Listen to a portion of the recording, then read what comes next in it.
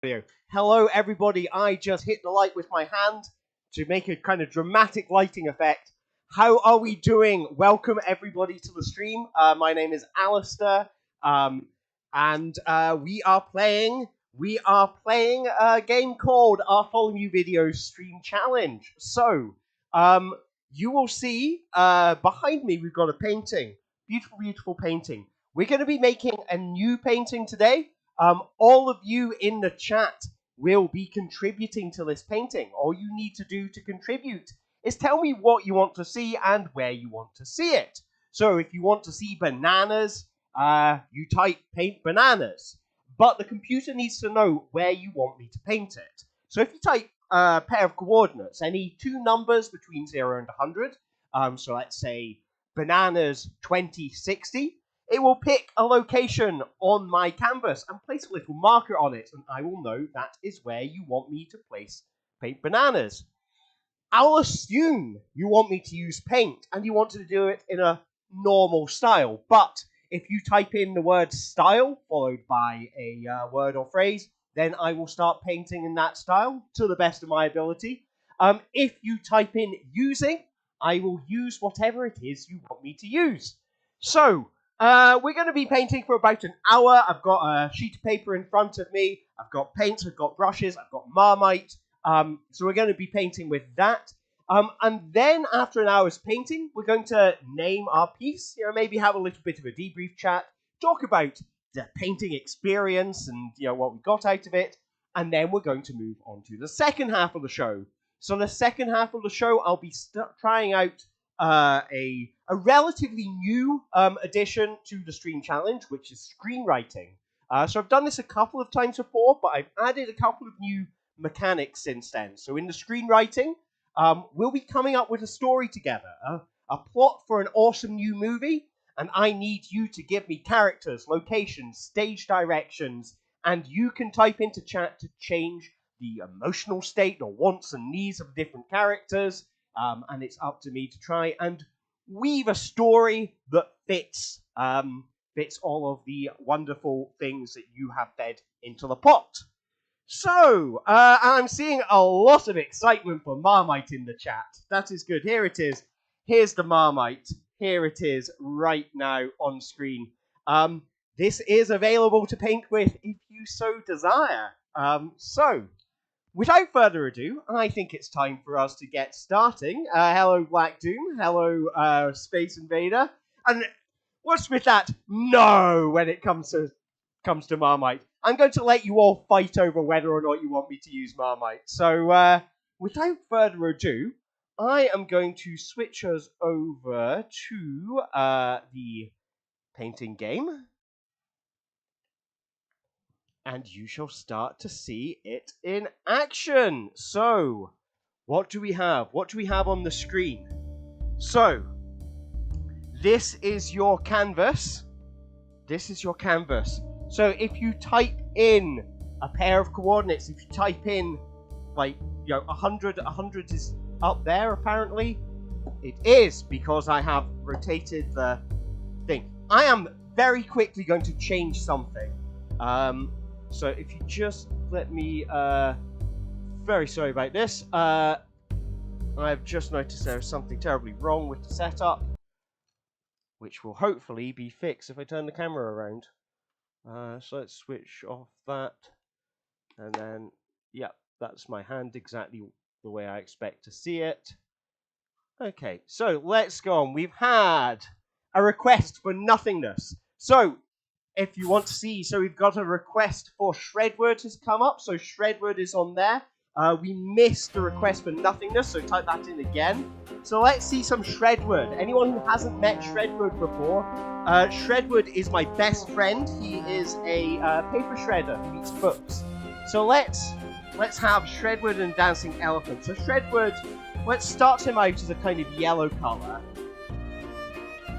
And you know what? I do actually have googly eyes, because Shredword has googly eyes. So I'm going to paint, and there's roughly where his mouth is. So, but I need to make the strips so it looks like strips of paper, because he's covered in strips of paper. You know what I might do? I might even... Let's see. How do you want me to do his eyes? So, get some yellow on the bottom there. Let's add that on. And, I mean, the simplest way to paint on a pair of eyes is... Let's get rid of the thing so you can see what I'm painting. Let's just do a couple of drops of paint there. Just one paint, two paint. Oh my god, the light captures them really nicely. So, just move that lamp. That's too strong. Far too strong. There we go. There we go. Right, so, and let's... Oh, maybe I'm making these eyes worse. He does look kind of horrified. He's giving his little teeth, and maybe a book to eat. So, he's eating a book. Now, we want some nothingness and a dancing elephant. Okay, so elephants are famously grey. So let's get the grey paint out. Oh, and you want me to use fingers. Okay, so we've had the first request for an interesting change in medium here. So let's mix up some grey paint and then make a dancing elephant with my fingers. So, dancing elephant, let's mix together that grey paint with my fingers. There we go.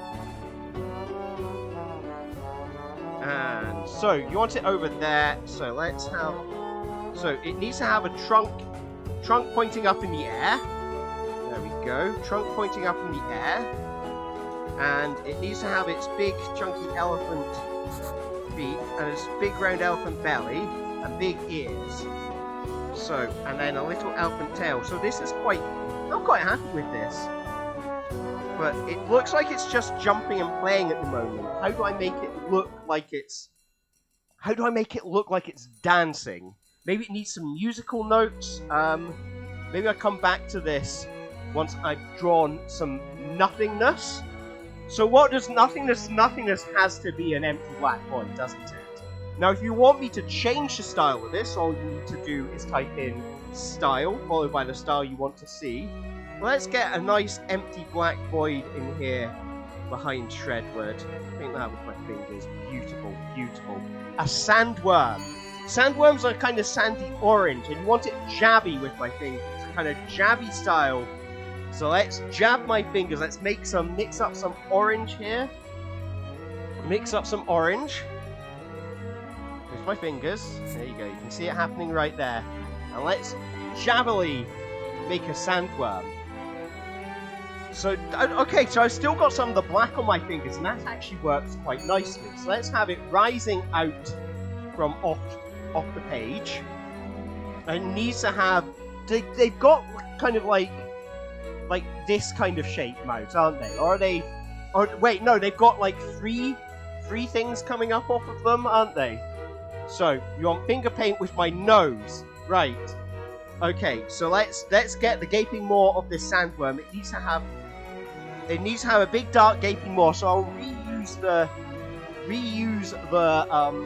dark thing from the end of my nose and try to paint. There we go. There is. So there's a sandworm. Have I moved the camera around a wee bit? But there we go. So we've got a sandworm. We want a rainbow hat for the elephant. We want a meaning. You want meaning. And Marmite termite. Okay, so let's get a Marmite termite. Okay, so I need to do this with my nose. We want rainbow for the elephant. So let's get... I wonder if I... This is a challenge. Okay, stripe of blue. Stripe of green. Stripe of yellow. And a stripe of red. And that will give us the base shape of that's a rainbow.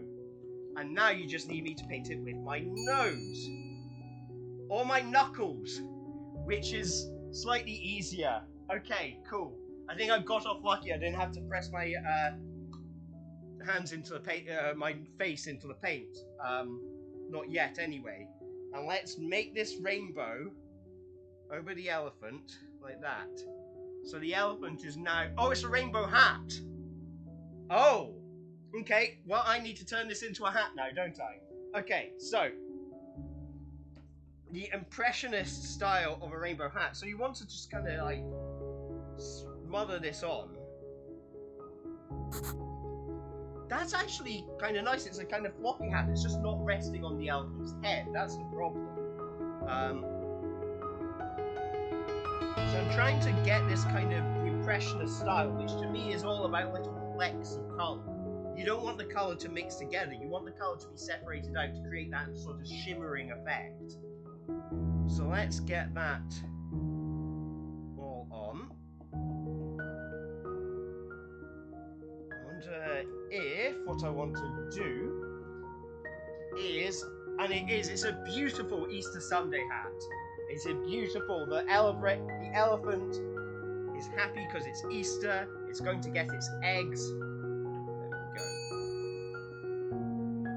It creates a little bit of light on it.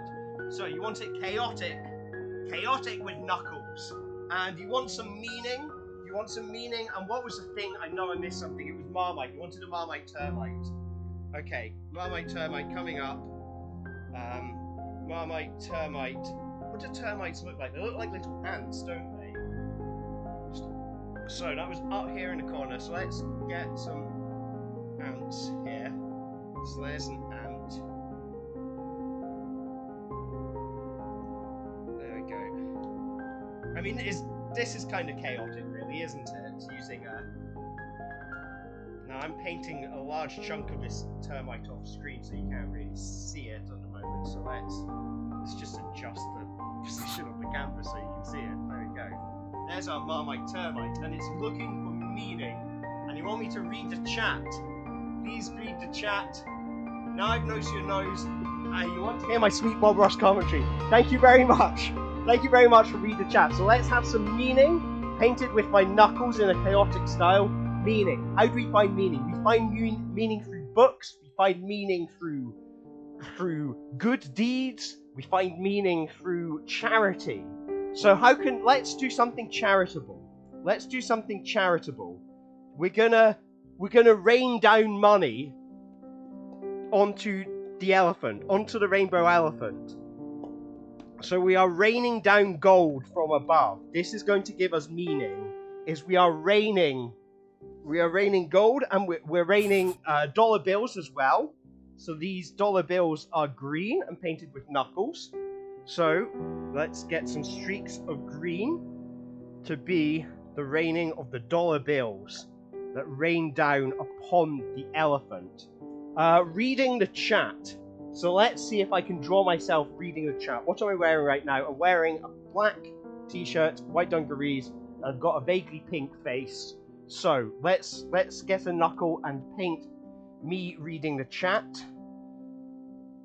So there's my head. I need to draw my black beret with my knuckles. And then, I can be reading the chat and then looking at my future. Now, what is my future? What is my future? Maybe, what is the next generation? What comes after Bartholomew video? Maybe Bartholomew video gives way to the next Bartholomew. What came after video? DVD. Bartholomew DVD.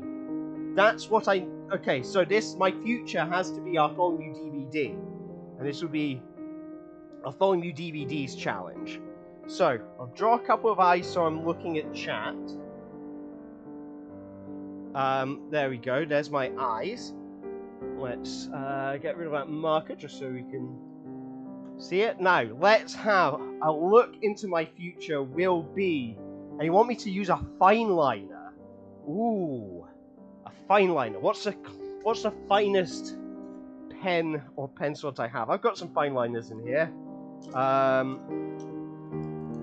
Okay, let's use the green one. Let's use the green one.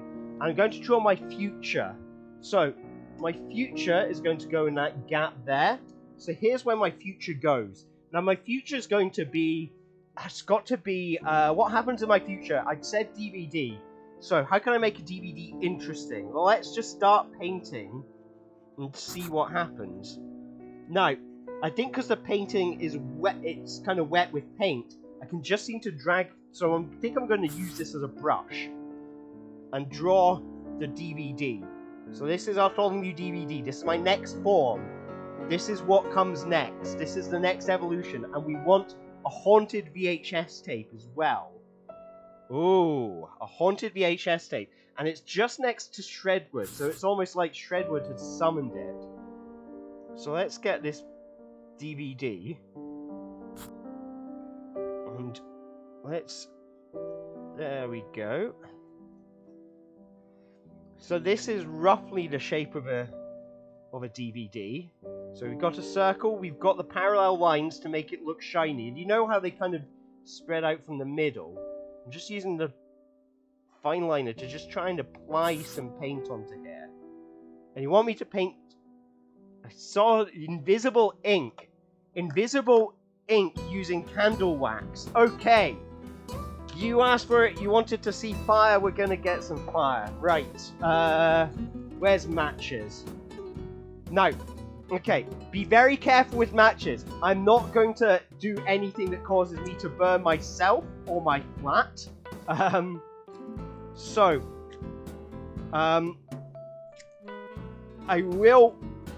will try to do anything that you ask, but obviously I will draw a line that anything that affects my physical safety, which includes fire. You know, contrary to popular belief, I'm not immune to fire, and I cannot get this thing to light. Come on, light. So we've got a candle starting to burn now, so this will make us some nice wax. So I'm going to put that aside to melt for a little bit, and we'll put that on later. Now, what else do we want? Fried hair and a haunted VHS tape. You still want me to use a fine liner? That's cool. I've still got the fine liner. Let's get that haunted VHS tape on there next to Shredwood. So, the haunted VHS tape down here. So, I'm gonna get rid of the notifications so you know where I can see where I'm drawing. And let's get something. Remember, if you want to see how to draw something new. Yeah, sorry, I haven't got around to fixing the overlapping request yet, sorry. So if you put in something and it can't see it because it's hidden behind something, just choose somewhere else to put it. So, haunted VHS tape. It is kind of fun sort of drawing in this very scratchy style. With using a pen as a paintbrush, and it necessarily ends up very scratchy. So, VHS tape has the sort of square in the middle. Move this down a bit so you can see it. So I'll come back to the invisible ink thing, and it was a haunted VHS tape, invisible ink with candle wax. Excellent, cool. I will come back to those. Those will be next. The next thing you want me to use pointillism using mustard. Oh, okay. So let's do what? Right. What makes this haunted? It's got to have a ghost coming out of it. It's got to have a spooky ghost coming out of it. So let's draw a little soul emerging from it. Pointillism using a leaf. Okay. Coming right up. That's actually quite helpful because I don't have mustard, but I would be able to find a similar condiment. I could probably... I've got burger sauce. So let's draw the ghost coming out of this VHS tape. There we go. And here we go. And that's the fluffy line on top of the VHS. And that's where it emerges from. Haunted VHS tape. Okay, some fried hair. Depicted using a leaf. Okay. Let's... Oh. Okay, navigating the room. And going to find a leaf. Oh, this leaf is falling off the plant already, so this is a great choice of leaf. I have found a leaf on one of my houseplants. that was falling off. So, let's do a pointillism. You want a fake fish and chips point and click game. Right. Okay, this is going to be fun. Right, let's see. What can I do with fake fish? And the other thing was fried hair. So fried hair, this will be nice and simple. Let's get some pointillist hair. Where did I put my paint? Here's my paint. Let's get some brown hair. Oh, I mean, it was kind of attached to... Let's attach the hair to me. There we go. So there I am. There's my hair. And let's make it catch fire. And I'll try to make the fire nice and pointillist. So here's the hair. And there's the fire. And let's get some dollops of red in there with the leaf. How can I do that? Does that look like fire? It does kind of look like fire, doesn't it? It's close to fire. It's fire adjacent. So, okay, so we've got a fiery leaf. There we go. So there's our fiery hair. Just give me a few highlights. Okay, so fake fish and chips point and click game. Okay, so fake fish and chips. You want fish. How do you know it's not fake? It's fake fish and chips because it's made of metal. It's a robot fish. Robot fish. So what color is a robot fish? It's got to be a kind of bluey grey color. So let's do that. So let's make a fake fish.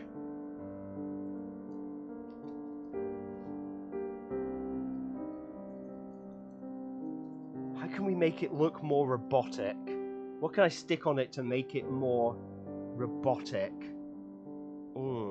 Okay, so interestingly, the Marmite, maybe it's under the hot lights, is starting to melt because it's very wet and watery here.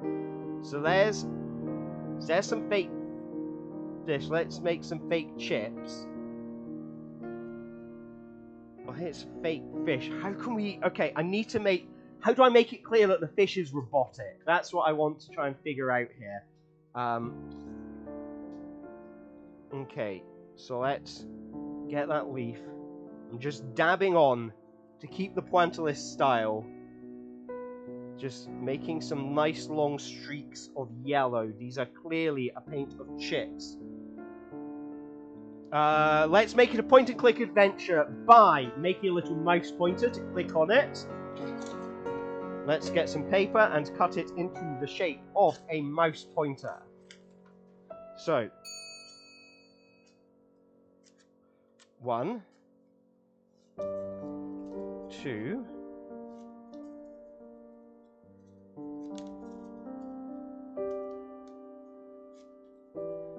and it's a little mouse pointer. So there we go. Fake fish and chips point and click adventure. Okay, you want a red hand using a leaf and just straight lines. Where did I put my leaf? Am I going to have to get another leaf? I think I might have to... Oh, I've got an idea for a leaf. Into the fridge I go. And I search for a cabbage. Here we go. A cabbage. Cabbage leaf, just straight lines. And we want a red hand, an abstract interpretation of science, and sparkling electricity on the fake fish. Right. So, let's get a red hand. A red hand. Let's just get a load of red paint in here. Lots of red paint in here. And let's do a red hand using just straight lines. The leaf is really fun to paint with. So, 3 fingers and a thumb. Just straight lines.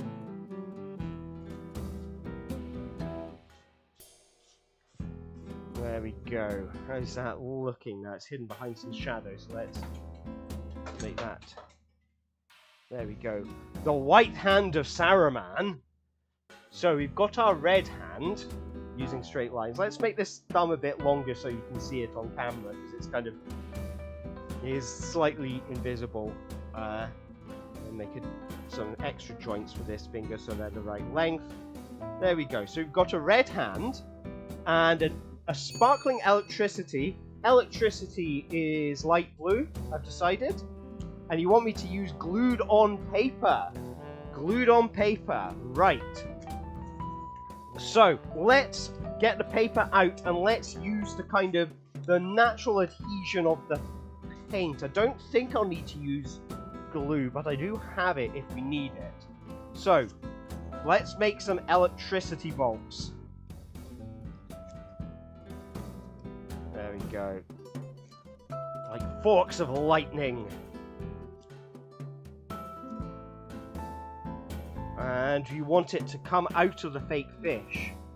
So there's an electricity bolt. Now, where's more electricity? More electricity. I wonder, I've got yellow paper as well. I'm going to get some yellow paper and do it with that too. So, here is a yellow bolt of electricity coming out of the fake fish. No, it's not yellow yet. You want some dumplings. Dumplings.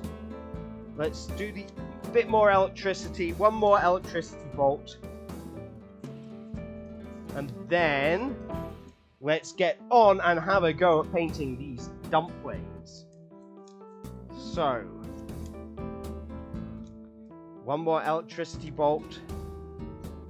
I mean, this one looks a bit like a robot hand, but I think it'll do. So that is...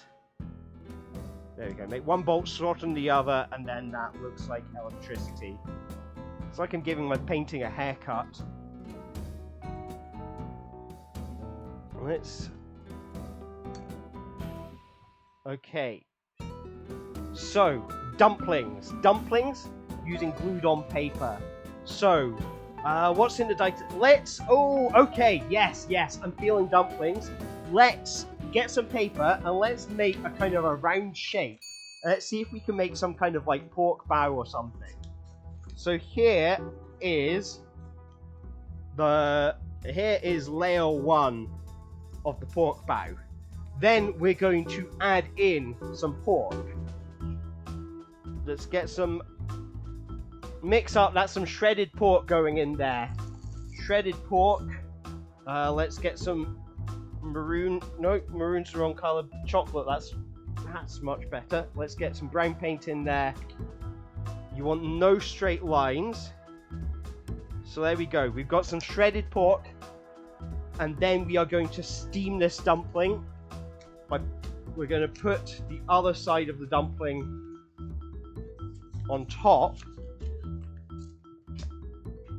And we're going to squeeze it so that hopefully the bow mix comes out the top. There we go. We've made ourselves a delicious pork bow. Now, there was something in there. What did I see? The White Hand of Saruman. I missed the White Hand of Saruman, which uses no straight lines. Let's find some more white paper. And we will have a request for some happy faces. So, the White Hand of Saruman, which, I mean, I know that's Lord of the Rings. Now Saruman will have very curvy hands. So, let's give him a nice big pale white hand. But he also needs to have a yellow ring on it. So let's get the White Hand of Saruman right there. All done using curvy lines. Oh, that line's too straight. Let's make it curvy. There we go. So that's a hand, but it needs to have a ring on its finger. If you like it, then you should have put a ring on it, Saruman. So here we go. Let's give him the one ring, which needs to be done without straight lines. So let's cut a nice curvy shape out of it. And then, let's make it really Lord of the Rings by putting the funny squiggles on it. So here we go. Here's his one ring. There's Saruman's one ring. And let's doodle on. Let's get a pen. Any colour. Let's choose this blue. And let's do the little squiggles. I don't know how to write Elvish, so that's the closest I can do. So we've got the Elvish. Let's have some. Let's daub and dab. Let's get some toilet paper. And we're going to get no straight lines. We're going to do some toilet paper happy faces. Toilet paper happy faces. I'll be back. I'm going to get toilet paper. My microphone will be coming with me, so you can hear that I'm in the toilet now. Hear me echo as I go looking for a fresh roll of toilet paper. I'm kind of tethered to the spot by a cable, but it's a really long cable, so I can manage to get into my toilet now and get toilet paper. So, we want a fuzzy hand puppet, we want happy faces, you want daub. You want daub. So let's get some happy toilet paper faces with no straight lines. So let's stick a happy face there. Is it actually better without the lamp? I think it might be. Let's see. That might be better. There we go. Get the light pointing at the canvas instead of me. There we go. Ring light on the canvas. Brilliant. Okay, let's get some happy faces. You wanted to see happy faces? So let's... okay, what do I need for happy faces? I need to give them a smile. I need to give them a happy smile. So, let's... I. And a smile. Hooray! Let's make some more happy faces. Oh, can I make a yellow happy face? Probably. Right. Yellow paint. Where did I put yellow paint? Into the thing it goes. I mix up a ball of toilet paper in the yellow face. And I stick it on here. And that's a little happy face, but it needs a smile. So let me make a couple more of these. Classic smiley face balls, just like we remember from the 90s, just like emoji. Let's stick them down. Nice and yellow, just like we like them. And let's give them some expressions. So let's make them nice and happy. You never feel happy until you try. You never feel happy until you try. You never feel happy. There we go. Happy, happy faces. There we go. Okay, those are happy faces. So, we've got a lot to do. We've got some daubing, some dabbing. You want me to use a toilet paper as a painting tool. You want me to daub and dab. You want my PIN number. Okay. A unicorn and some Daz detergent. Right, so... Let's just... Okay, I'm just going to take... Because I've got a lot of... okay, I'll throw the leaf on the floor. I'm just going to, like, dab and daub some paint on here. And we get the different mixes of different colours of paint that are on my canvas, on my palette right now. So let's dab on some yellow, and let's dab on, what was it? We wanted some dabbing down here as well. So here we go, and we want a unicorn.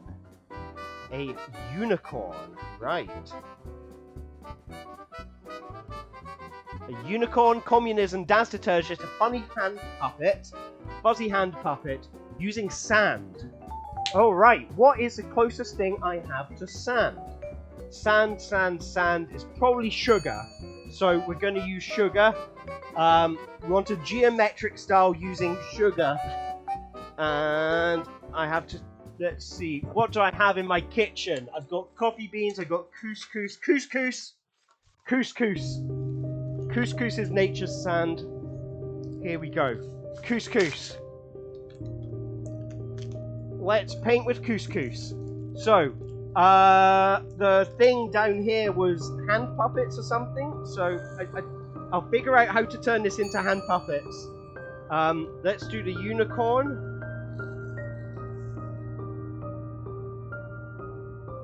And then it needs its single horn. And it needs a tail. Right, so let's get the couscous out. And thank you for editing it to couscous. So it's like it was intentional all along. So this needs to be fashioned into some kind of horn. And you want it to be geometric. So let's see if I can get some straight edges on here. And then let's make a nice horse legs. Horse legs. And a horsey tail. I wonder, it needs, okay, so it needs a bigger head. And horse heads, this is actually quite fun, sculpting this into a shape. So that's roughly horse head shaped. But of course, it's not a unicorn if it doesn't glitter and shine. So you want hairspray. Geometric hairspray. Right. Couscous goes back on the table. Let's make this horn magical by sprinkling some glitter on it. You can't really see that, can you? That's a unicorn, by the way, bottom left. This was meant to be hand puppets. You want Shrek and communism. Okay, so the obvious one for communism is a hammer and sickle. I just threw paint everywhere. So hairspray. Hairspray I do not have. What do I have that sprays? What do I have that sprays? Is that compressed gas or WD-40? That is WD-40. I think I might just have to blow it with my fingers. So let's... Okay, so we wanted communism here. So I'll put in a blob and I'll try to blow it into the shape of a hammer and sickle.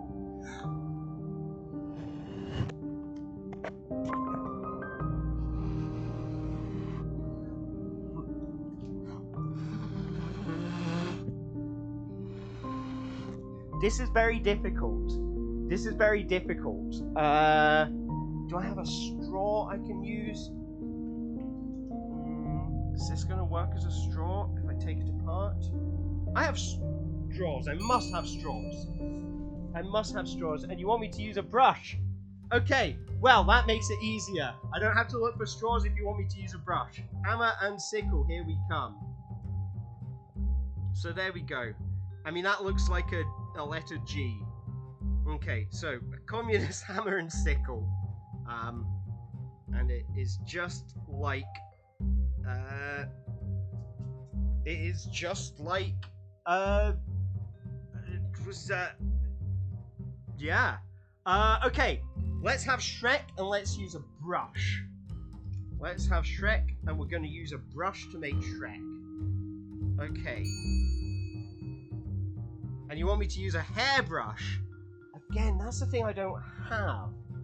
I do have a comb. I don't know where it is. Okay, let me think. Hairbrush. How can I fashion myself a hairbrush? Okay, I'm gonna just focus. I'll do Shrek with the brush, and then I'll think about the hairbrush. So, what does he wear? He wears kind of like brown rags, doesn't he? Kind of light brown rags. So let's see what's the closest thing to light brown that I have in my paint box.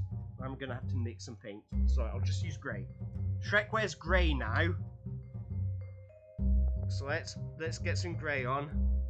Now let's make Shrek, and he's got, I think he wears trousers, I think. So let's get Shrek some trousers. There we go. And then let's give him some arms and legs.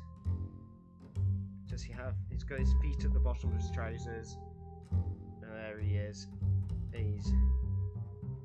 There's his Shrek hand. He's got a big gut on him. So let's use a brush to do that. So, and you wanted a trophy. So we've got Shrek. We will have Shrek and a trophy. Now, the trophy. Let's see. Hairbrush, trophy. Hairbrush, trophy. Okay. Right. Here we go. Hairbrush trophy. So where is... That's roughly there, isn't it? Okay.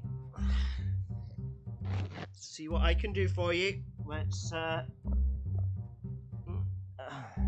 this is...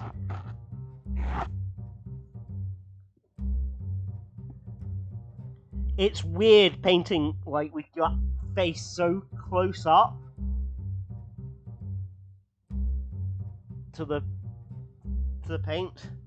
I mean, that is roughly trophy shaped, isn't it? It needs a bit at the bottom, so let's make myself. I'm just gonna make a makeshift palette at the bottom edge of the page where you can't see it. Pick up some paint, and let's try and paint that bottom edge on there. There we go. Right. Okay. I have paint and couscous in my hair now. Let's get. This is a trophy for best art piece. We have won it. This is us at the Venice Biennial, winning the award for best art. This is a trophy we have won. So well done, everyone. Well done for winning the best art trophy. There we go. So that's roughly trophy shaped. We want a lonely lantern in the park. Okay. I'm glad. I was supposed to have a haircut last week and I had to cancel it. And I'm quite glad of it now because otherwise I wouldn't have been able to do that. Bananas. That's something I do have. Okay, so lonely lantern. Lonely lantern. So that's the trophy. I wonder if I might add a few highlights to it just to make it stand out as a kind of 3D form. So let's just get some bit of gleaming light on it. I mean, this may even just be making it look less like a trophy, but I want to use the light to highlight the 3D form. So let's see what we can do with that. There we go. So there's a lonely lantern in the dark. Okay, so first we need the dark, and let's try and keep it geometric. Let's try and honor that request to keep things geometric. So first we need the dark. So let's just stick a load of black on. Concept of being unbearable. So here is the dark. And now we need to draw a lonely lantern. So what color is a lantern? A lantern is brown. So, oh, okay, here's what we do. We paint some yellow light to emanate from the lantern and come out in beams. Okay, that's if I use the side of the banana with black paint on it, then it all ends up with black paint. Okay, so and then let's dry off this banana before using it for the next bit. Then I'm enjoying painting with the banana, it's quite fun. Use a banana to paint on some rays of white light. So here is the light emanating from the lonely lantern. There we go. And now we want the edges. We want the metal, the wrought iron metal that holds the lantern together. So let's get some dark brown for that. Where is that?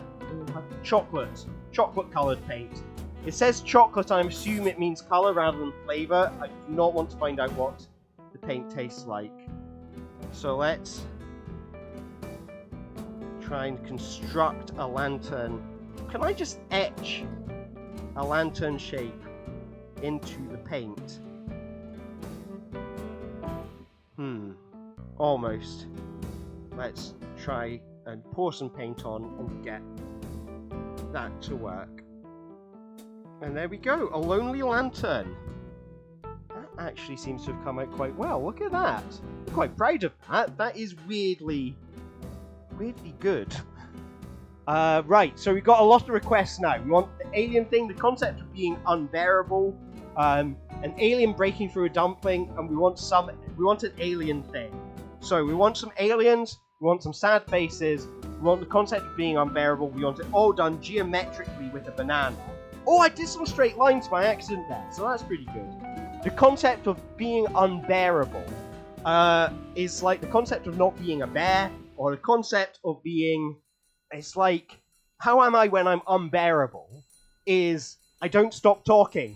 that's what I need to draw. I'm drawing myself again. I'm drawing myself. It's my greatest inspiration. So let's draw myself talking constantly. Right, so how's this going to play out? Let's get some pink paint onto this canvas. Please come out of the tube, and then let's rearrange that pink paint into a vague shape of my face as best as I can. Use a chocolate for my hair, and I can actually use that. There we go. Use the banana. Let's try and keep it geometric, so all straight lines. Try and make a geometric representation of myself. Oh, put on a bit too much paint there, but hey ho. I like how it mixes with the couscous. It makes a lot of nice texture. I'm going to move that down. And we're going to swipe and scratch. So move that down a bit so that you can see me drawing myself being unbearable. And I'm going to be unbearable by talking a lot. So let's have my big mouth. And let's have the gap between the mouth being painted on in black so you can see there I am. And give myself a couple of pupils for my eyes.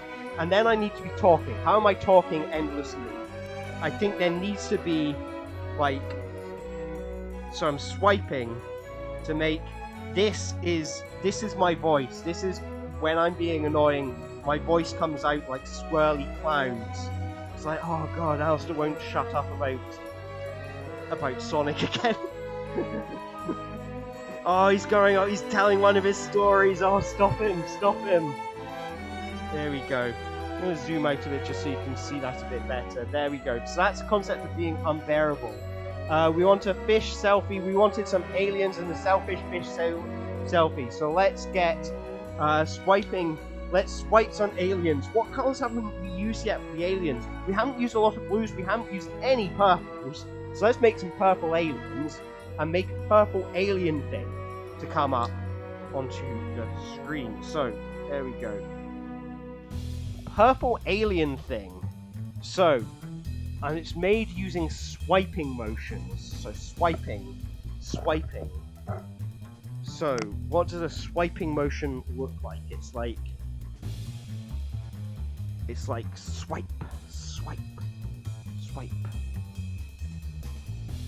So what kind of alien am I going to go for with this? I think it has to be, the first alien that comes to mind is like a xenomorph, you know, from Aliens. So let's give it some nice white teeth. And swipe them upwards and downwards to make fangs. Give it a little eye. And then we want to make it looking real HR Geiger. Let's get some pasta on there. So we've had a request for pasta, as I try to make this alien look a bit more HR Geiger. Right, let's see. Okay, using socks. Not pasta, socks. Right, let's go get me some socks. Let's get me some socks that I am happy to get paint all over, because the socks I can see them. I can see them on the washing line.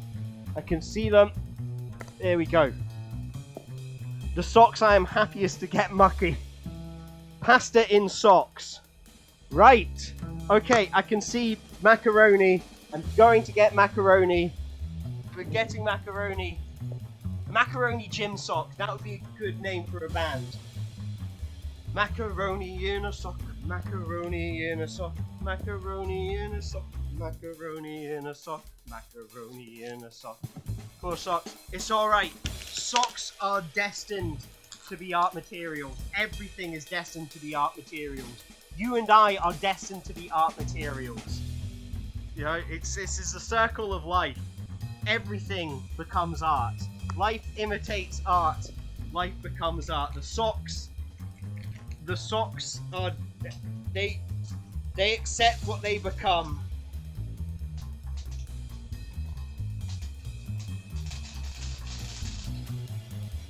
There we go. We've got a sock full of pasta. I've got a lot of pasta on the floor and I am barefoot. So, right, we want a hand smear using pasta in socks. I've created a makeshift bombie knocker. Look at this. Oh, it's quite musical. The green does show up really well. It's meant to be, so that's from the, I got some neon color paints and I just thought that was normal green and it's neon green. It looks great. So, we want a hand smear with pasta in socks. There was something else that you wanted. I can't remember what it was. You wanted another alien. There was something you wanted around here, so if you type that in again, let's go. Let's smear with this hand sock. So you want me to hit and you want me to hand smear. So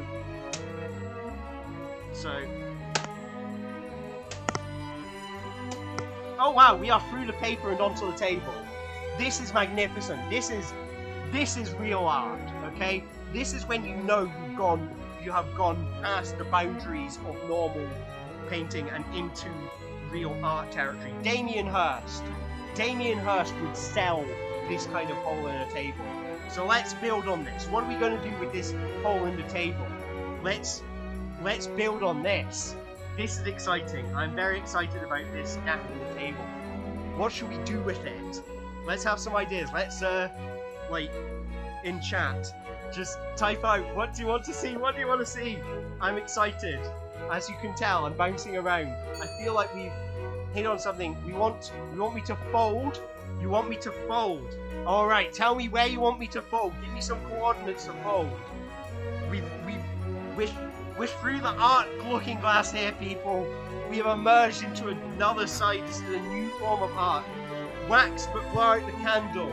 Alright, so let's get some wax. I'm gonna blow out the candle. Thank you for remembering that. I've been preparing that all stream and we've not done anything with it. So, let's pour on the wax. I'm just gonna pour it all on here and see what happens when it's gonna dry in whatever shape it wants to. So there we go. We've got some wax on there. Thank you for remembering that. I would have been very sad if I'd kind of forgotten that was there the whole time. Now, I'm moving the camera to try and get more in shot, but I remember the star was roughly in the middle, so I hope that's about right. So, pasta in socks, you want me to crimp the edges of the hole like a pie crush. Okay, yep.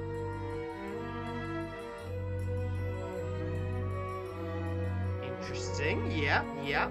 Let's gather it all together. I've got the waxy bit there. It all holds together, it becomes very sculptural. Let's try and gather it all. Oh, and you can see the traces that my fingers leave behind when I'm doing this. So I'm making it into like these kind of mounds. Look at that. Oh, that's beautiful. Lovely. Let's get a star. So you want me to?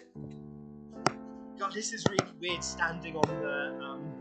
So where did I put my whacking sock? There we go. The whacking sock. Let's get a star. Let's paint a nice yellow star with this whacking sock. Right. So.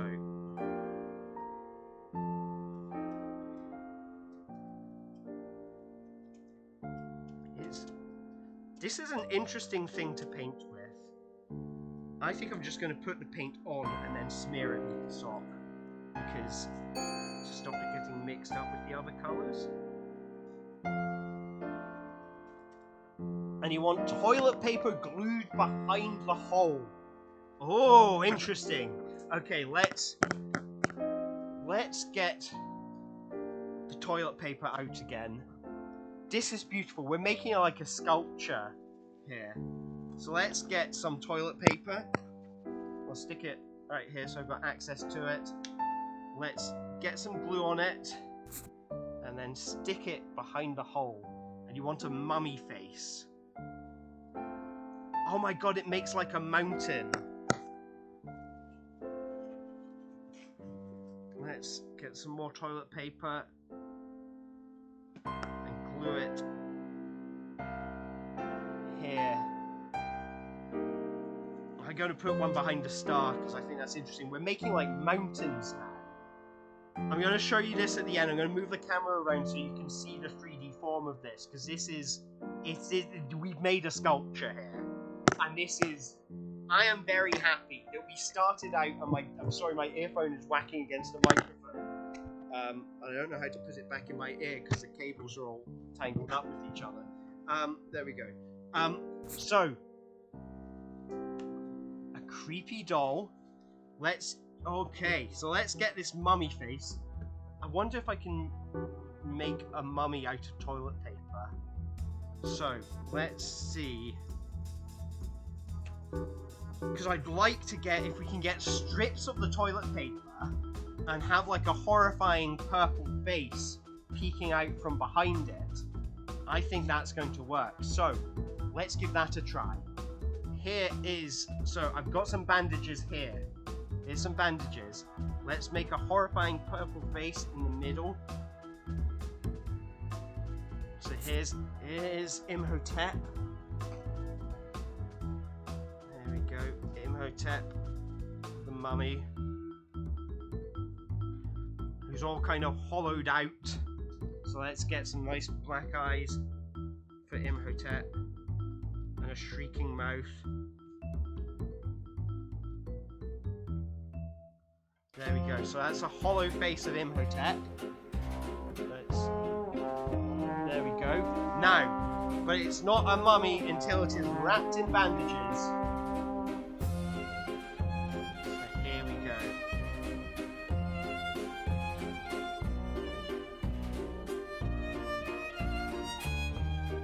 Oh my god, this is actually quite good. Like, this is weirdly effective. Just laying toilet paper on top of paint and making a mummy. It's amazing. Brendan Fraser's got nothing on us. Ah, yes. And neither does The Rock as the Scorpion King. Any of the other people who are in the Mummy films. This is actually really good. I might. Okay, let's chocolate glazed hot dog and a creepy doll. So, okay, so a creepy doll. A creepy doll down here in the corner. How will I paint that? Oh god, do I have photos? I think I have a thing of photos lying about. So let's make a human face out of. Is this? She's too big. There we go. So, okay, I found a human being. Right here. So let's see, can we turn this human being into a creepy doll? Probably. So let's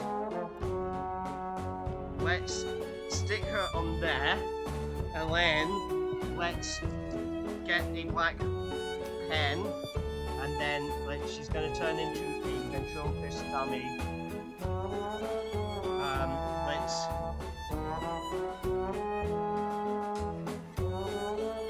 Let's make all the bits like she's some kind of mechanical person.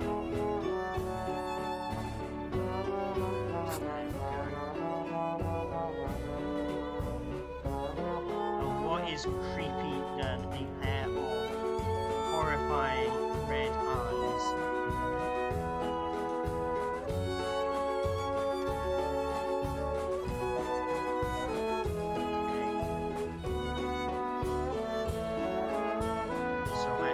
Let's make a pair of horrifying red eyes, and then we'll have a creepy doll.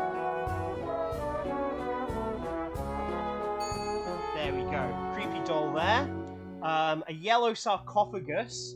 We want a yellow sarcophagus. The face. I've got a bunch of collage material, which is what I took to Berlin with me, and I was like, I've got that right there. That's the quickest way to draw a face, is to just take an existing face. Alright, so Let's get some sarcophagi. And a chocolate glazed hot dog, and we want to use googly eyes on all eyes. Okay, so yellow sarcophagus. Now we've got like 4 minutes left to paint stuff. So, and then that's going to be time. So let's get these sarcophagi on nice and quickly. I'm just gonna apply paint directly and then smush it with a brush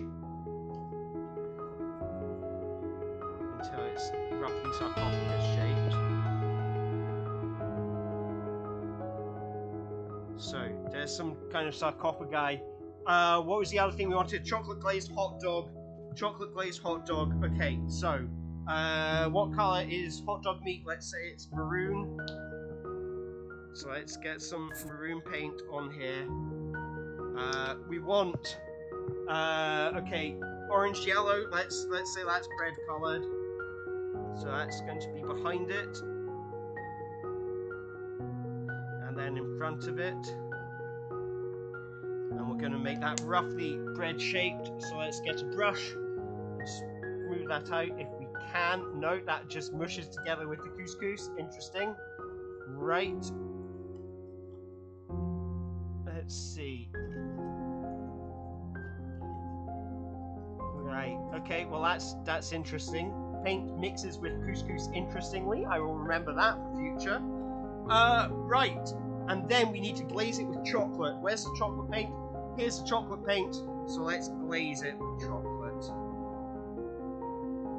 Oh wow, that more chocolate came out than I thought. Right. We've got the sarcophagi. And we want toilet paper across the painting from 00 to 100.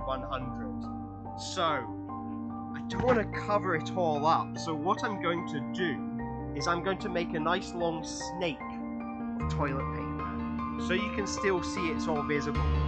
2 minutes to go. If you want to add anything else in, you've got 2 minutes. 2 minutes to add it in. So I'm going to try and add in as much as I can in the final however long it is, like 2 minutes. But let's get this. There we go. Just planted across it. I wonder, I'm going to tape it to the corners. That's what I'm going to do. So off camera, I'm going to tape it down so it won't escape. I want a destructive force. And let's get some googly eyes. Wanted the googly eyes. I must honor the googly eyes. Honor the googly eyes. We want a destructive force. A destructive force. What have I got? Banana time. Let's right there. Okay, I know where you want a destructive force. The bananification of all things. Sooner or later, everything becomes banana. And let's get some googly eyes for the doll. And that brings us to the final 30 seconds. So, can I get the googly eyes on in time? I've got googly eyes. Let's bring me the googly eyes. Oh, okay. Let's get the googly eyes. I threw googly eyes all over the floor. It's okay. Googly eyes. One googly eye. Two googly eyes. It's telling me time's up. We're going to continue the performance just to add in the finally set of googly eyes. 1, 2, 3, 4, 5, and then pick up a googly eye off the floor and add it on here. And here we have our finished painting, everyone. Our finished painting. Our creation for today. Here it is. What do you think? What do you think of this magnificent piece we have created? So what I'm going to do, the next step is we need to come up with a name for it. So I need you to all come up with some ideas for names. our Bartholomew video is going to come onto the screen. He's going to ask us for the name of our painting. And then we're going to have a little debrief where I'm going to take the camera and move it around so you can see it all a bit more close up. So let's, which camera shall I use for close-ups? I think I might switch over to that one there. Okay, cool. So we are going to end the performance. And yes, so we've got some ideas coming through. Layers of Marmite Madness. The artistic breakthrough of Banana Vision. What a beautiful art performance. It really was something very special, wasn't it? Now, with your audience, choose a name for the masterpiece that you have created and type it into the box. So, we've got the madness staring back, the artistic breakthrough of Banana Vision, layers of Marmite Madness. Oh, I like these. Can we? Is there a way that we can combine these all together into one super title? Madness stares back, the breakthrough of Banana Vision, Marmite Madness, Banana Strikes Back. Like Marmite Madness : Banana Strikes Back. What do you think? Let me know in the chat. Keep type in if you like the idea, say yes. If you've got a better idea, type it in. Let's come up with, let's kind of combine our bananoid delights into one title. So, we got Yeah, That's Great coming through. Yep, okay. So, we're combining our titleification efforts into one magnificent title, which was, I can't remember. Was it like Madness : The Banana Strikes Back? I can't remember. Marmite Breakthrough Going Bananas. I think it was Marmite Breakthrough Banana Strikes Back. There we go. I think that's what I said. Let's all give ourselves a big round of applause for this magnificent creation that we have all contributed to.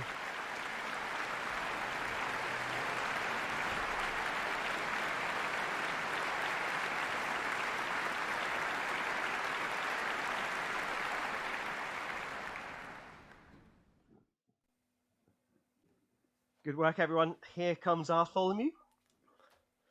Well, that was some experience. Before you move on to your next challenge, why not take some time to talk with your audience about how this experience was for them? What did they enjoy? What did they take away from it? And of course, those same questions to you yourself, the streamer. How do you feel after performing this piece? So, and hopefully I should be back on screen. Here I am.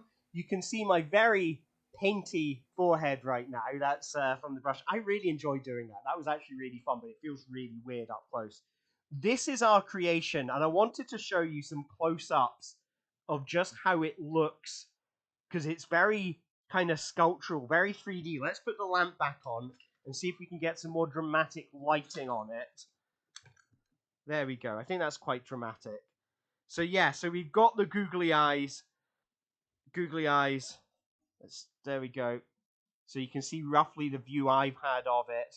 And then here's the hole, which is filled with all of these things. It's going to be interesting to see how this dries, because we've got the wax there. I love doing the crimping to make it sort of pop up and be 3D, and then like gluing the stuff around the outside kind of raises it up even more. That was really fun to do. It's nice having these cheeky wee characters just on the edge there, sort of staring back at us.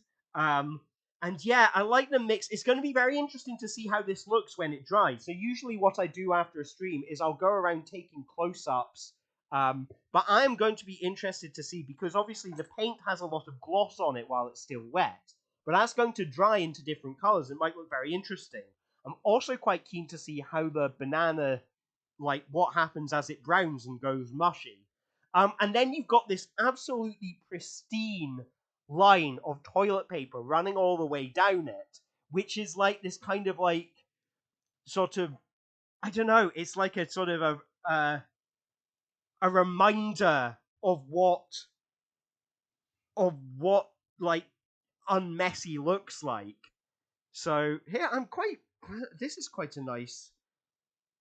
This is quite a nice place to put the camera, to be honest. So yeah, um, it's much higher than visible from above. Maybe I should be using this camera in future. So the camera I was using today, is a kind of like an overhead projector camera, so it's designed for looking down. This camera is like a streaming camera, so it's streaming at like 1080p, but it's also really awkwardly shaped, and I can't figure out how to make it stand up on its own and point downwards. Um, it's going to take so long to dry. This is all part of the fun. What were your favorite bits? So we've got love this BTS. I'm not sure what that means, but how far could you possibly go with the materials? I'm really liking the idea of building this up. I like the 3D effect, and there is something nice. This is why I wanted to, because usually I do it on a canvas. So that over there is from the last time we streamed, and it was all on the canvas. And the problem I was thinking about is everything, gravity pulls it downwards. So if I were to stick a banana on there, the banana would easily fall off by the end. Whereas this, the banana stays. And I wondered if doing it like on a table would give us an opportunity to be a bit more three-dimensional with it. And I really like this. I am quite keen to sort of explore doing more of these. I think this is a really nice step, a really nice change in direction. Um, and Erin Yvette, I'm really sorry, I've probably pronounced your name Erin Yvette. I hope I pronounced your name right. Um, I'd delight if I came across this in a gallery, minus the forthcoming banana rot smell. Yeah, I really like. I could see this. It's as as a piece. I wonder how, if you could get it to sort of stand up vertically, that would be interesting as well. Or do you want to walk around it? Do you want to be a tiny little person um, uh, walking around in there? Like, is there a way we could use a tiny little camera and go walking around in it? Like, and yeah. And next time, build a tower. Yes. Oh, that would be fun. Maybe we even put another camera on the side. Maybe that would be a fun one to do, a sculpture challenge where there's a camera at the top and a camera on each of the sides, so you can see it being built up in 3D, and you're just saying add this, add that, and the host is just adding things as you want them, and you see, try and see what you could build. That could be really interesting. I'm excited about this. So, thank you very much for painting with me. This has been really, really fun. I'm really proud of what we've created together. Now, the next thing I wanted to do tonight was and I've just noticed, I'm just going to show you, there's this real big blob of yellow paint on my screen right now. So that's kind of interesting. I've managed to paint my screen yellow, but that's okay. It's poster paint. It washes off so easily. So, the fingers on the chair. It's poster paint. It washes off really easily, so you don't need to worry about me. Where was I? Okay, so next up, we're going to do some screenwriting. So what I'm going to do is I'm going to switch us back to the main menu. I'm going to set that up, and we're going to start coming up with a story together. So, yes, I must sacrifice my furniture for art. Don't worry, it really is. It's phenomenally easy to clean up poster paint. It just goes. I've got it's not a carpeted floor. It's laminate floor in here, so it just wipes up with a damp sponge. It's brilliant stuff. You can see why they make it for parents to give to their children. So there's going to be a little bit of moving stuff around, which you will be party to, as I set myself up for some screenwriting. So let's adjust the camera. Let's point it down here. Okay, oh, that's a cool look. So here we go. Screenwriting. I'm going to switch over the microphone from the headset over to the Rode mic. So here we go. Like a proper streamer now. I don't know if I sound different or the same. I'm going to, let's switch this thing off and save battery. Take it off.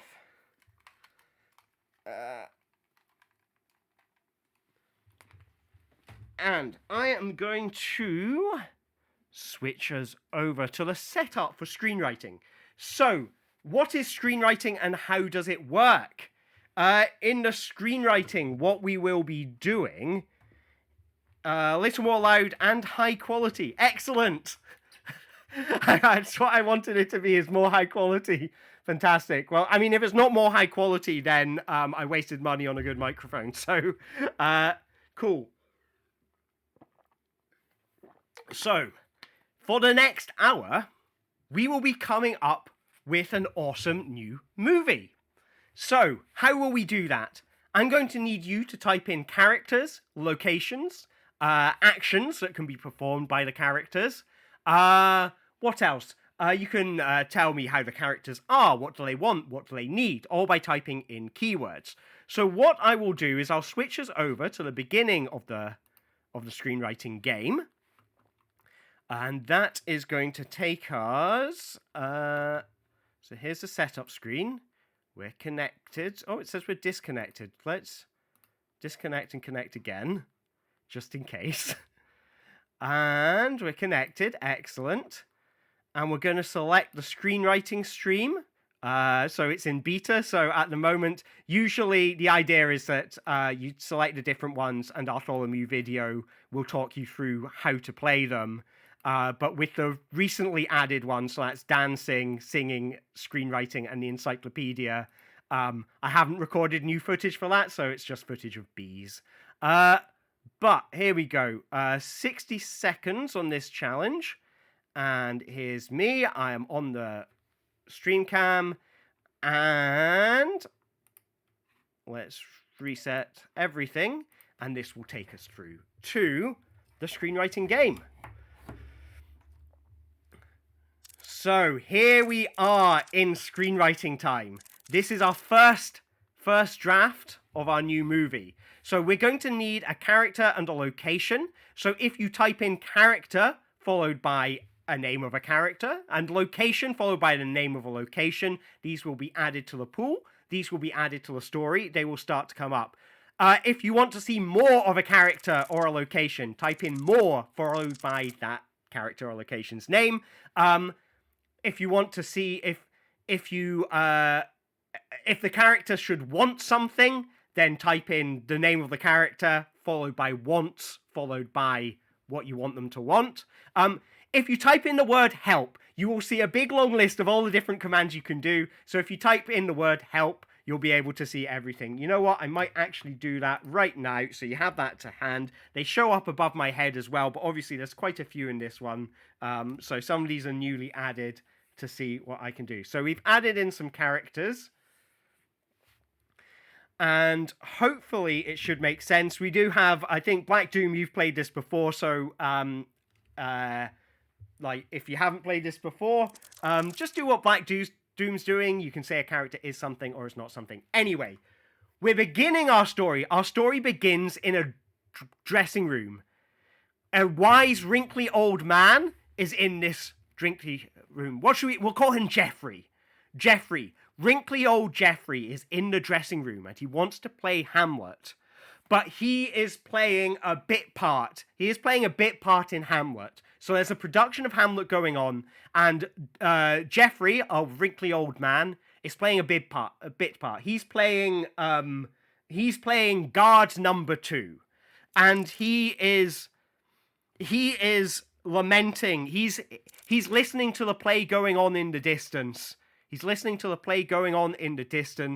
And he's sad. He is lamenting his acting career and what could have been. He's old and wrinkly now. so he can't get these young roles that he wishes he'd got when he was younger, but he's full of regrets. And on the salad is a cucumber, and the cucumber pipes up and says, oh, okay, what is it? He's eating his salad. He always eats salad before he goes on stage. That's his ritual. His scene's about to come up. And he reaches down with his fork to eat the cucumber, and the cucumber is like, it's just like, bleh! It's so scared. It is so scared. It vomits and says, "No, please don't eat me. Please don't eat me. Jeffrey, I'm a talking cucumber. I really, but I'm quite shy." So, the wise old man, because he's wise old Jeffrey knows that a cucumber doesn't start talking unless it has something important to say to you. So the shy cucumber says, I can help you. I can help you become a better actor, says the wise old man. Now, the wise old man, he has always considered himself to be a very good actor, but he's wise enough to know that it's never a bad idea to take criticism. And if the cucumber's telling him he could be a better actor, then maybe he can. And the shy cucumber says he pukes. It pukes again. It's like, ugh. "Oh, I'm really sorry. I just get very nervous when people try to eat me. But why don't we rehearse your scene together?" So the shy cucumber starts reading the dialogue for guard one. And the wise old wrinkly man is like, how do you know all the dialogue to Hamlet? And the shy cucumber says, "I'm sorry, I can't tell you now because, the pressure of having to train another pupil," and faints. So, we enter into a kung fu style training arena. Billy Bonkers is present. Now, if you do want to make a character who has appear, you just type in enter followed by the name of the character who you want to enter. If you want to give a character a motivation, you should be able to say, like, Shy Cucumber wants such and such, and that'll add a motivation. So, Billy Bonkers is present. So Billy Bonkers, he's a bit wacky. He's a lad. He's like, all right. All right, let me teach you Kung Fu. Who is my first challenger who is going to learn Kung Fu from me the hard way by being beaten up by me, Billy Bonkers? So Hatingo, the wise flamingo, comes in and says, "You think you know Kung Fu, but you do not know flamingo style," and starts bouncing on one leg. So, the wrinkly old man awkwardly starts flirting with everyone. He says, "Oh, Hatingo, your flamingoid physique intrigues me. Maybe I could learn from watching you do Kung Fu."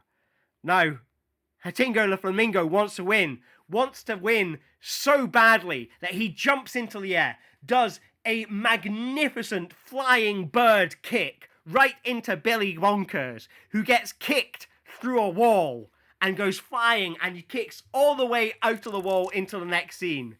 And the wise wrinkly old man says, Jeffrey says, "Oh wow, Hatingo the flamingo, that was really impressive. Maybe you can teach me stage combat, and I will be able to use my stage combat skills to become a better actor."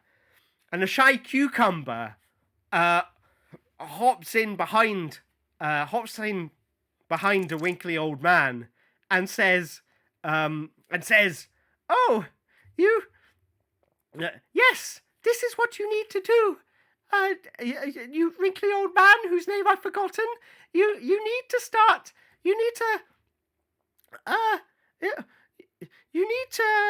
learn Kung Fu so you can do better stage violence, and also you need to dance." And then music starts playing.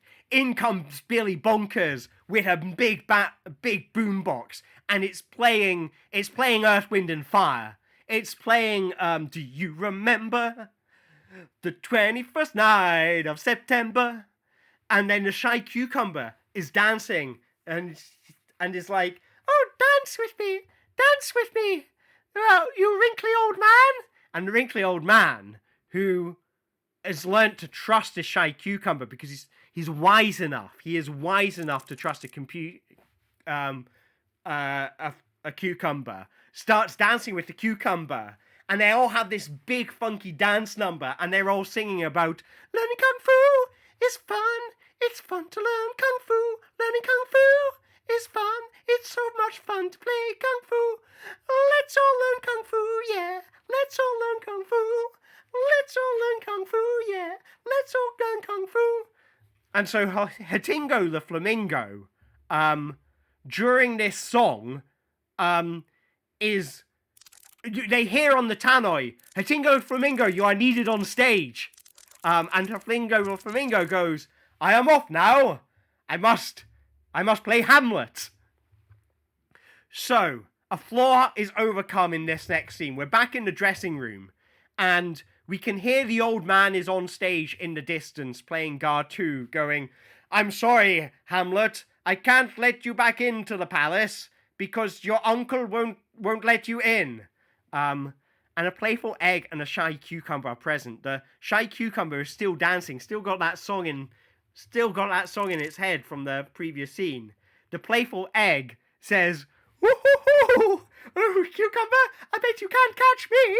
And rolls off the table and bounces out of the door onto the stage. The shy cucumber jumps off of the dressing table and follows the playful egg out of the door of the dressing room to go and look for the dressing room.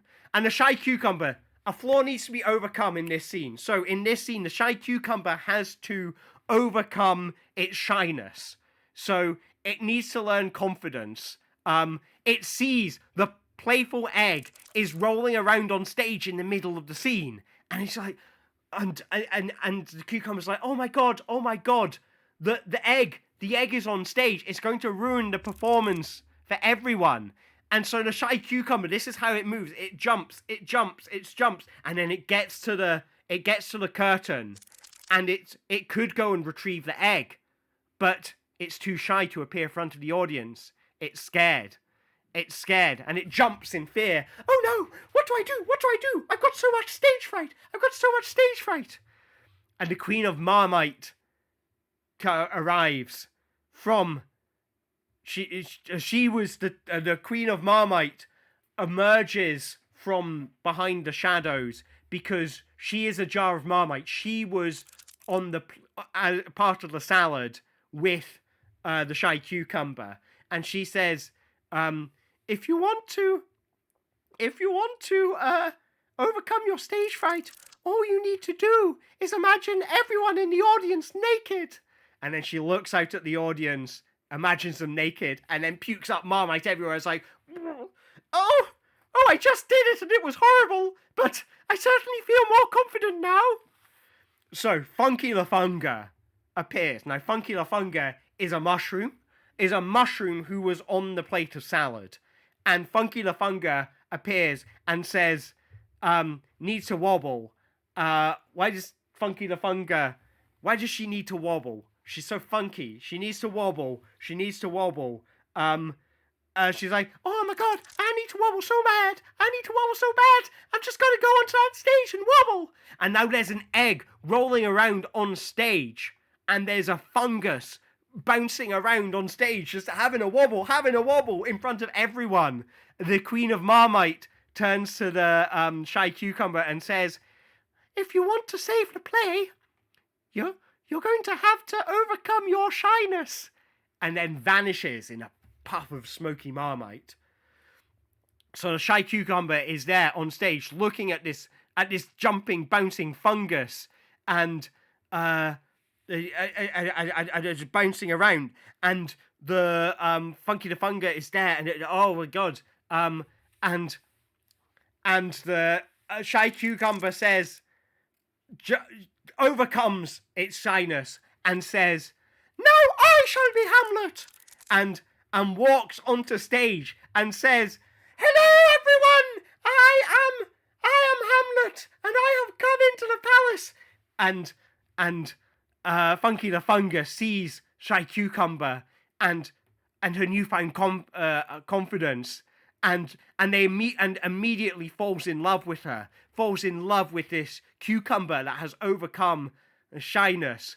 And the Shy Cucumber goes and kisses Ophelia, who is on stage, but Ophelia's lips are poisoned with a poison that makes you fall asleep, just like in Romeo and Juliet. I don't know the plot of Hamlet.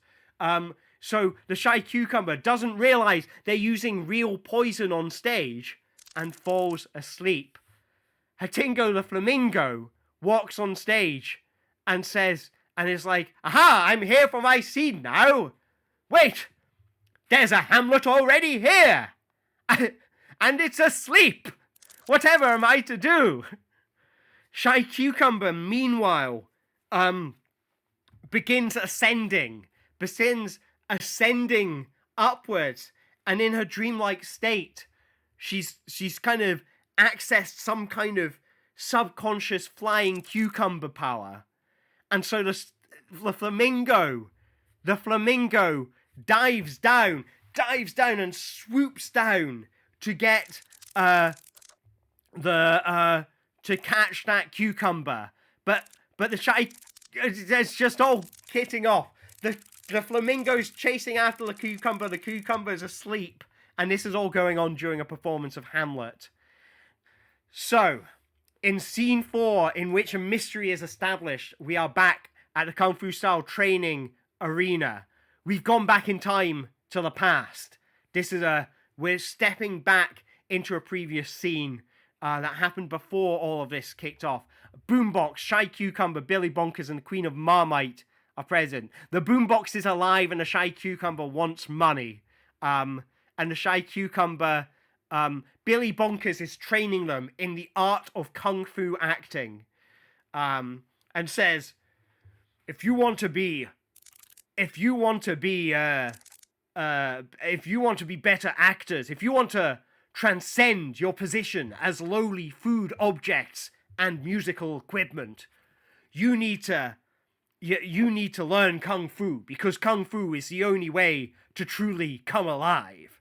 And the Boombox is playing a music of like, I'm alive, staying alive, staying alive, staying alive. And Billy Bonkers is like, yeah, that's right, Boombox, we're staying alive. Bing Bong comes in.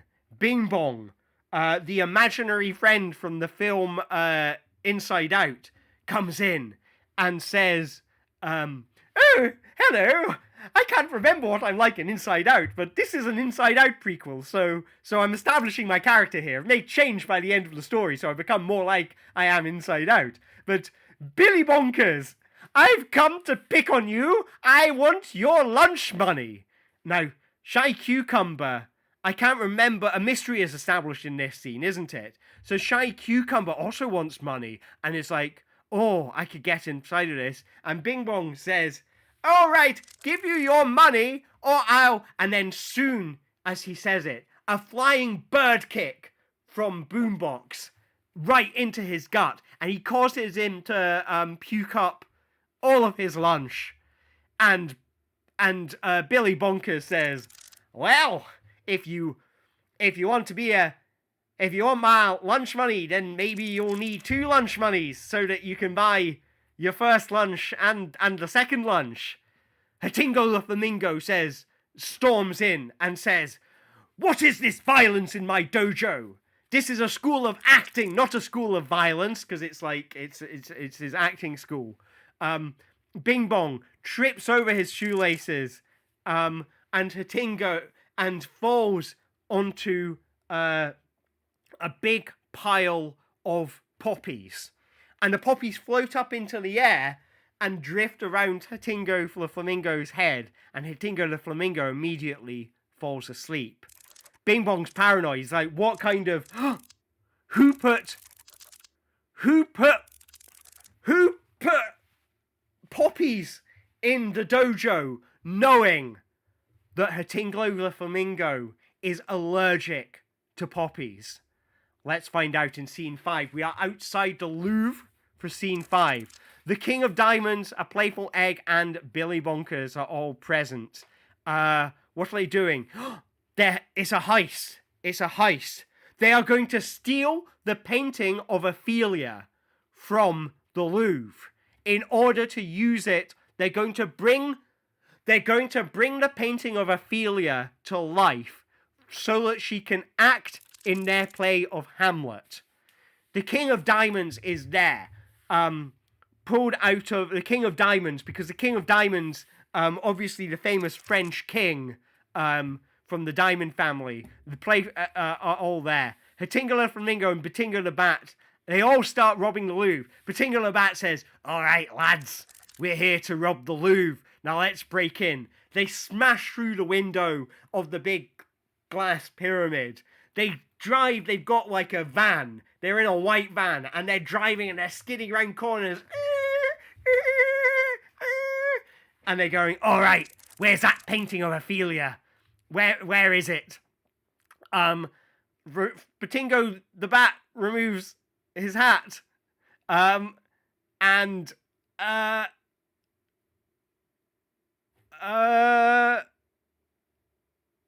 what happens next? He throws it at a guard. There's a guard shooting guns at them to try and stop the car, try and blow out the tires. He takes off his hat and throws it at the guard. It's a metal hat. It knocks the guard out cold. They're driving through the Louvre. Hatingo Flamingo shuffles a deck of cards. It's a deck of tarot cards. Draws a card. It's the Hanged Man.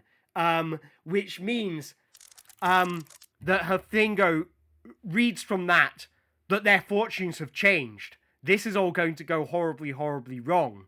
So, Hatingo the Flamingo bails, jumps out of the van, but as he is flying out of the van, is grabbed by the arm of Batingo the Bat, saying, "Oh no, you're not getting out of this one. You still have debts to pay," and drags Hatingo the Flamingo back into the van, and then bites onto the neck of Hatingo the Flamingo over and over again, going, "And now I'll drink your blood!" And they're like, "Oh no." The Playful Egg is like, is just tripping over and rolling over inside the van. Dracula swoops down from above and says, "If you want the painting of Ophelia from the Louvre, then you'll have to go through me first. Back at the Kung Fu style training arena, a wild marimba and the King of Diamonds are present. The King of Diamonds, what's the King of Diamonds doing? The King of Diamonds is reporting back to the wild marimba, and the wild marimba is saying, "Did you get..." Is going, "Boom, boom, boom, boom, boom, boom. Did you get the painting of Ophelia? Boom, boom, boom, boom." It's a musical instrument, so it needs to sing. The King of Diamonds says, "Yes, but there are a few casualties. Some of our team died to get this painting. We may be short some cast members in our performance of Hamlet." And the wild marimba says, "That's okay. We don't have to reach the heights, the dizzying heights of acting ability and showmanship that is required of a good performance of Hamlet. We just need to be good enough. That's all that matters." So overcoming their fear of being at the height of their acting ability, and the King of Diamonds says, leaves, and the King of Diamonds says, "Well, if that's how you want it, I'm going to have to go and learn a bunch of new parts for this performance of Hamlet." And the wild marimba is alone now, and so breaks into song. It's a song about Hamlet. So let's write a song about Hamlet. So, Hamlet, Hamlet, Hamlet. We're playing a play of Hamlet on. Let's recap the story so far. It's a wonderful time to make a play about Hamlet, but there are no audiences coming through the door. Oh no! But if we bring to life a portrait of Ophelia from the Louvre, then maybe we can draw a big enough audience. But how shall we bring this painting to life?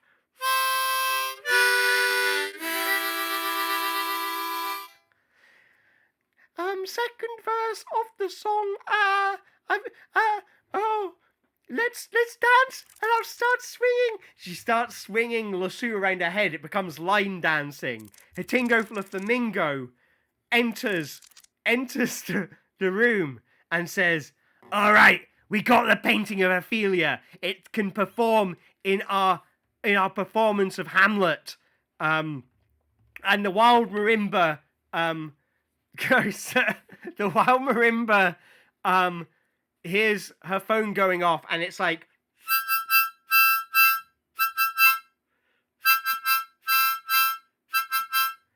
and starts using magic to bring Ophelia to life. Okay, so here's the story. So on, we've got and as the wild marimba is dancing, we recap the story so far. So in the story so far, we have an old man. An old man wants to improve his acting skills. So his a shy cucumber is trying to teach him how to act better, and has invaded the stage to show him how to play Hamlet. And is flying around in some kind of spectacular display of acting ability. Meanwhile, a painting of Ophelia, which was stolen from the Louvre, is being brought to life to act in this performance of Hamlet. So I need some water. Where did I put my water?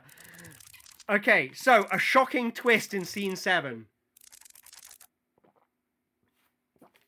The wise, wrinkly old man wants to play Hamlet and is outside a Walmart. And he's thinking, oh, maybe if I could go into Walmart, and maybe if I buy a script of Hamlet from this Walmart, and then I could read it and I could understand the character better. And Dracula emerges from the store and says, I also want to play Hamlet. And if you want the part of Hamlet, then you'll have to outact me. Ha ha ha. Dracula says, but I can do something even better. I can make you my vampire minion, and then you'll do whatever roles I tell you to. Now, this is how I'm going to end up taking over the play Hamlet. And so Dracula, like, lasso, spins a rope in the air like a lasso and uses it to grab the wrinkly old man, and he's dragging him towards him to drink his blood. And he bites down on the wrinkly old man's neck. And what does he find? That the wrinkly old man is clunk. He bites down and breaks his fangs off, because the wrinkly old man is in fact a robot. He's been a robot the entire time. He is a sentient axing bot. It says, I may be wrinkly, but this is just a wrinkly facade. I am actually a robot from the future, and I have been sent to save this performance of Hamlet because of things that happen in the future. In a shocking twist. The boombox enters, playing some vampire song, playing Vampire Weekend. I see a mansard roof through the trees. I see a salty message drifting from the east. Dracula, teeth broken, says, "Ugh! You taste like metal from the future. That's disgusting." And the wrinkly wise man goes, "I won't let you take over this performance of Hamlet. It must be, it must be staged exactly how I want it. Otherwise, the future will be bad." And blasts off into the sunset. Dracula is saddened. Dracula, because his dream was to perform Hamlet, and he's been upstaged by a robot, and says, "Oh, I am so sad. A boombox, play me some beautiful music. Play me the music of the night, sung by sweet wolves. What sweet music they make." And the boombox is like, how could a music say, the boombox starts going, "Shut up, just shut up, shut up, shut up, just shut up, shut up," and just bounces off into the sunset. Dracula is all alone, outside this Walmart, and is sad. And he goes, "Well, if I can't perform Hamlet, then maybe no one will." And the Queen of Marmite comes in and says, and wraps her marmitey hands around him, dripping marmite all down his shoulders, and says, yes, Dracula, let's make a deal. If you destroy the show, if you sabotage the show from the inside, then I will give you unlimited Marmite power. I will give you the power to turn Marmite into blood. Dracula sees the sun coming up, and says, I'll never side with you, Queen of Marmite. You've wronged me once before." And Queen of Marmite goes, "No!" as we end our scene and move into Area 51. So we're inside Area 51.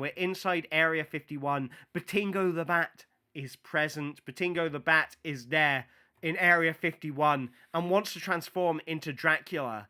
Batingo the Bat is strapped to an operating table. He's been captured, and the scientists, the creepy scientists, want to know how a bat became sentient like a person. So the bat wants to turn into Dracula, and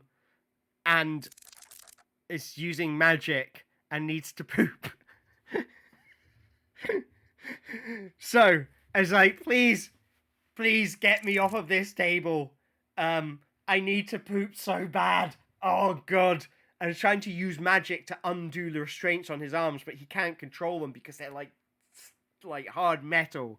And the scientists enter, and they say, "Oh, is this the specimen?" One of the other scientists says, "I'll just check on my clipboard." Yes, I will. Batingo the Bat starts hearing, using his sonar ears, he starts hearing Dracula calling, and he says, "Oh, I'm sorry. This call is what activates my teleportation." And the call of Dracula, which he hears, he's being summoned by Dracula, and in a puff of smoke, he's gone. The scientists are baffled. They're like, what is going on here? We just saw this talking bat, and then it vanished from our thing. If we're going to figure out how this happened, we're going to need to become better scientists. We're going to need to reach new heights of scientific understanding. And the scientists are like, "Oh, but," one of them's like, "Oh, but I'm scared to be a better scientist. What if when I'm a better scientist, I'll look back at the scientists I am now, and I'll be full of regrets. And the other scientist is like, no, overcome that fear. And Bing Bong enters, and Bing Bong has a clipboard, and he's also a scientist, and the King of Diamonds is also a scientist. And Bing Bong is pointing and laughing at the scientists, like, ha ha ha! Oh, you think you're good scientists, do you? Well, you're not good enough scientists to resurrect the painting of Ophelia, ha ha ha ha! And plonks it down on the operating table in front of them. And the King of Diamonds says, scientists, if you have the power to bring this painting to life, then I will give you so many diamonds. In scene 9, we move on to scene 9, in which a target is acquired. We're inside the White House. The wild marimba, the wrinkly old man, and the shy cucumber are present. We're in the Oval Office, and Richard Nixon is there. It's the 70s. We've got photos of Nixon.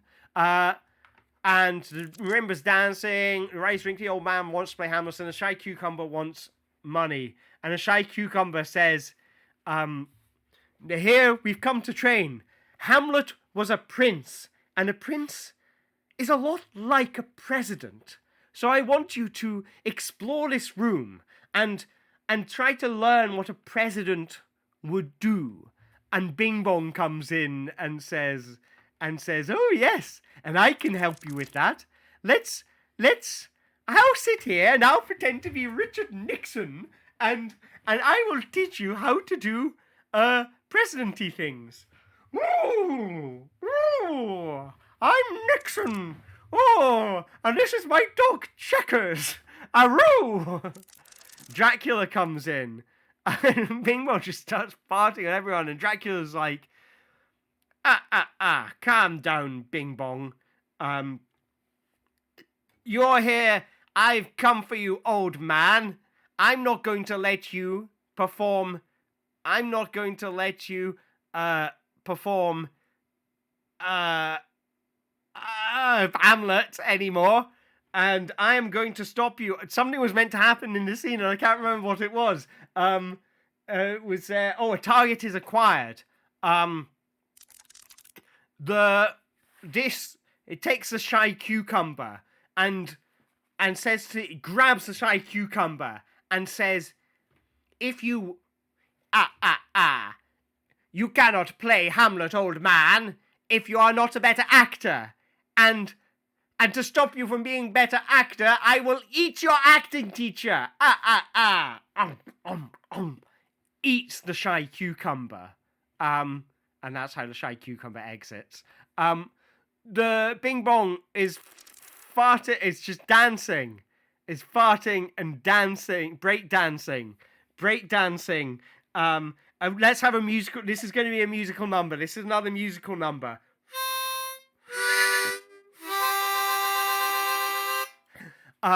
So Bing Bong's singing and dancing and saying, if you want to be a better Hamlet, then you've got to get the cucumber out of Dracula's stomach. You do. This is a life lesson we all have to learn.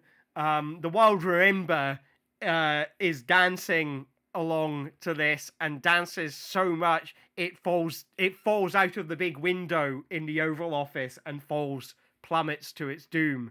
And then Dracula says, and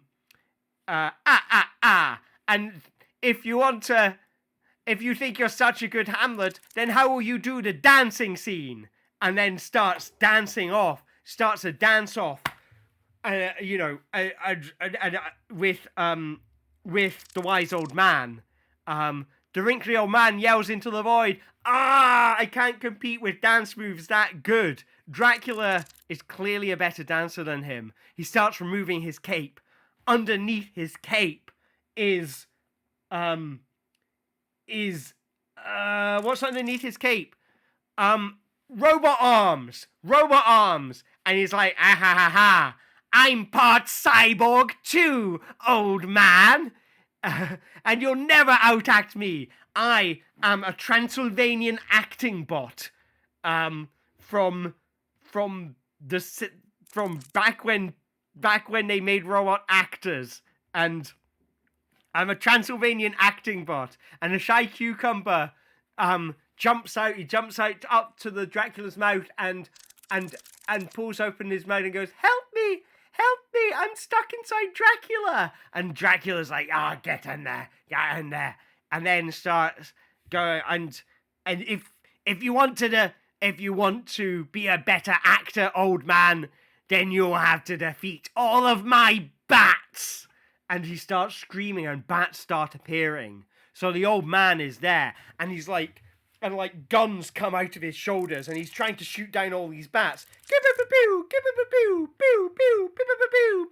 But he's become overwhelmed. He's overwhelmed. He becomes covered in bats. The bats fly him through the room. They grab him, and they fly him out of the room and off into the distance. So the wrinkly old man has now been swooped away by bats into some future. Dracula is like, it's so funny, it gives me a heart attack. Just kidding. And he turns to the camera and winks. And we have a kind of like, a sort of a halo wipe whoop, into our next scene, in which an important lesson is learned. We're inside the dressing room. Hamlet is going on stage. And a dark vortex is present. It starts spinning at high velocity. It's growing. The vortex is growing. No one knew that there was a vortex in the dressing room, and now it's growing. What happens on stage tonight is going to affect all of our futures. Our lives depend on this play of Hamlet going well. The dark vortex starts dancing, and Hatingo Flamingo appears with the Queen of Marmite. Hatingo Flamingo is like, "Dark vortex, we meet again, but you won't stop me from performing Hamlet. Tonight I'm going to perform Hamlet, and it's going to be so good that the light will outweigh the dark. The power of Shakespeare will close this black hole in the universe, and the world will be free." And the dark vortex starts bubbling and deeply around. "No, you cannot defeat the darkness, because the darkness is in us all. It was inside. Darkness is always in the world. Even in the world of Shakespeare, there is darkness. And your Shakespearean, your acting and performance cannot cure the darkness in all of our hearts." The flamingo, he starts stepping around and strutting around and says, "Yes, but you haven't seen me do the Alas Poor Yorick scene yet. When you see me do Alas Poor Yorick, your heart will be so enamored that all of the darkness will be rid from the world." The shy cucumber's in there and wobbling about and saying, "That's right. I'm a ghost, by the way. I've been eaten. But help." The dark vortex starts shooting darts at Hatingo the Flamingo. The darts just start coming out of the dark vortex. Hatingo the Flamingo is hit, flies backwards into a mirror. It shatters everywhere, glass everywhere, and the dart is straight into his Yorick holding hand. It's the hand with the skull, and it falls limp. His entire arm's limb. His arm has been broken by this flying dart. Oh no. You see, the shy cucumber has been shot by the dart. The ghost of the shy cucumber is dead. Hatingo the Flamingo says, "It's in you. Whatever it is, it's in you." And the shy cucumber, Hatingo the Flamingo, it falls dead as well. The members of KISS, they climb out of the vortex and they say, "That's right, we're going to make them feel the darkness. We have emerged from the darkness." The members of KISS are agents of darkness. That they have emerged from the thing, and they are going to upstage this play of Hamlet by playing sweet rock music, and they start putting on their makeup. The Queen of Marmite is there. She's avoiding these darts. She recognizes the member of Kiss. She's like, I can name all of you, and proceeds to name all of the members of Kiss. She can identify them even with her without the makeup on. And like, I know you because I too emerged from the darkness. Yes, we're all one together. All us people from the darkness. All of us have emerged from the darkness. The members of Kiss, they leave the dressing room on stage. They've got their makeup on, they've got their guitars, and they are ready to play some sick rock music and spread darkness throughout the world. And the Queen of Marmite is going, ha ha ha ha ha ha. Soon the whole world will be dark, just like me, delicious, dark, salty Marmite. And the Queen of Marmite starts joining in with the members of Kiss. She runs up on stage. Kiss are on stage. They're shredding. They're playing sick rock music. The crowd are going wild. They love this. They've never seen sweet rock music in a performance of Hamlet before. The dark vortex. Let's say we close the door behind us so we can't see the dark vortex anymore. So Hatingo the flamingo is dying. It's trying to crawl out and crawl to the stage, but it can't. The shy cucumber, the ghost thereof, is being digested and is also hit by a dart and is also dying, while Kiss start singing a song, and the Queen of Marmite is joining in. So I am going to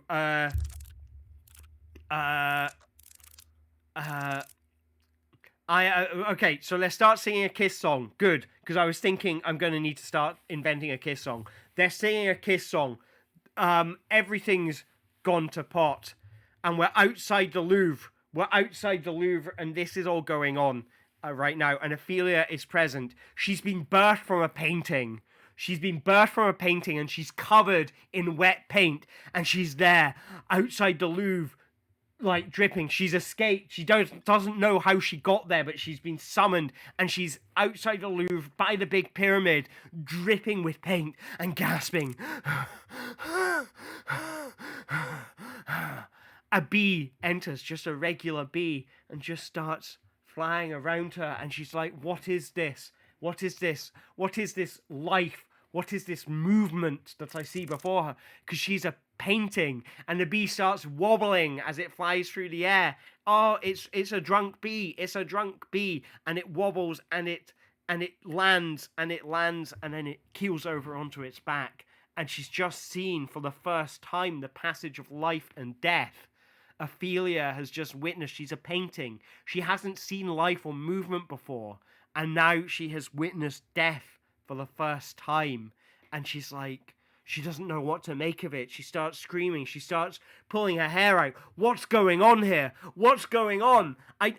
What is, help, help, help. She tries to scream. She's never spoken before, and just paint just spews out of her mouth. Help me. She tries to cry. Help me. Help me. She tries to try, and it's like paint everywhere. But she's all alone outside the Louvre. We need someone, the regular bee who needs to draw in paint. Thank you very much, Erin Yvette, for your kind words. Thank you very much. I really appreciate it. So the regular bee exits through medium of death. Ophelia is present. So Ophelia is having an existential crisis. So Ophelia, she's there. She's like, what am I? Am I human or am I painting? What am I? And she's like touching her hands. She's covered in paint, and she starts dripping. She rubs her face. She starts looking around. She's pouring the mirror sheen of the glassy exterior of the Louvre, and looking inside, she can see her face. She can see the horror in her eyes. And she doesn't know who is this person she sees on the other side, leaving behind these paint marks. The members of Kiss appear and say, Ophelia, You're needed on stage with us. We too are painted people. We too were emerged into reality, and they reveal that they don't have painted faces after all. They wipe off the paint off of their faces, and underneath is human face, and then they wipe that off, and underneath was paint all along. Kiss are made of paint. The band Kiss is made of paint. That's not makeup they put on. That is actually their faces. Ophelia starts running up the hill. She's like, no, I'm not one of you. I'm not one of you. And she starts running up the pyramid, the glass pyramid that is the outside of the Louvre. And she starts running up it. And she's like, I'm running up that hill. I'm running up that hill. She was afraid of heights, but now she overcomes her fear because she needs to get away from Kiss. She doesn't want to be involved with. She doesn't trust them. She doesn't know who they are. Who are these painting people? Where have they come from? What are they? Ophelia, she's up at the top of the Louvre Tower. She sees Kiss are climbing up the Louvre pyramid to come and get her. She smashes the glass and dives down into the Louvre. The members of Kiss get to the top. They look through the glass and they see just a big puddle of paint down below. Just a big puddle of oil paint drying on the floor. The members of Kiss are like, oh no, what do we do? Ophelia's one of us.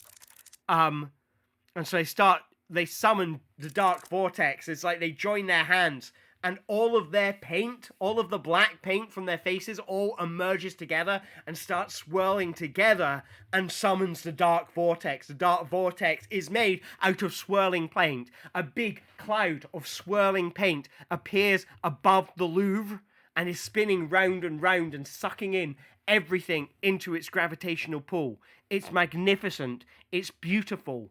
It's a painty maelstrom. And the members of Kiss are like, Dark Vortex, we need you to reassemble Ophelia. Please, reassemble her. Okay, so where we are, it turns out the old man who wanted to be Hamlet was a robot. He's been sent to the future to make sure this performance of Hamlet goes ahead. Why does the performance of Hamlet need to go ahead? Because the darkness has arrived. The painty black darkness. The paint uprising. That's what it is. All of the paint is rising up and is soaking us up and it's going to, all of the lightness is going to be covered up with dark paint. All of this dark paint is going to suck all of the color out from the world. And it's like Shakespeare is the key because Shakespeare brings us life and color. Whereas this is all the dark paint and it's trying to take away all the color. Kiss they emerged from the paint. And Ophelia is part of this plan. But Ophelia is supposed to be the bridge between Hamlet and the darkness. That's why she's there. That's what she's there to do. She's now... Okay, so Darkness, the band are there, and they're singing, I believe this is going to be a musical thing, because she needs the power of love. She needs the power of love in order to overcome this. And they're singing, I believe in a thing called love. Just listen to the rhythm of the heart. So she's slapping Kiss. It's a big fight scene in the dressing room. They have reassembled. Maybe they've got a big bucket of paint and they've mopped her up and they slam it down on the table and they've got Ophelia. They've got her where they want her on the stage.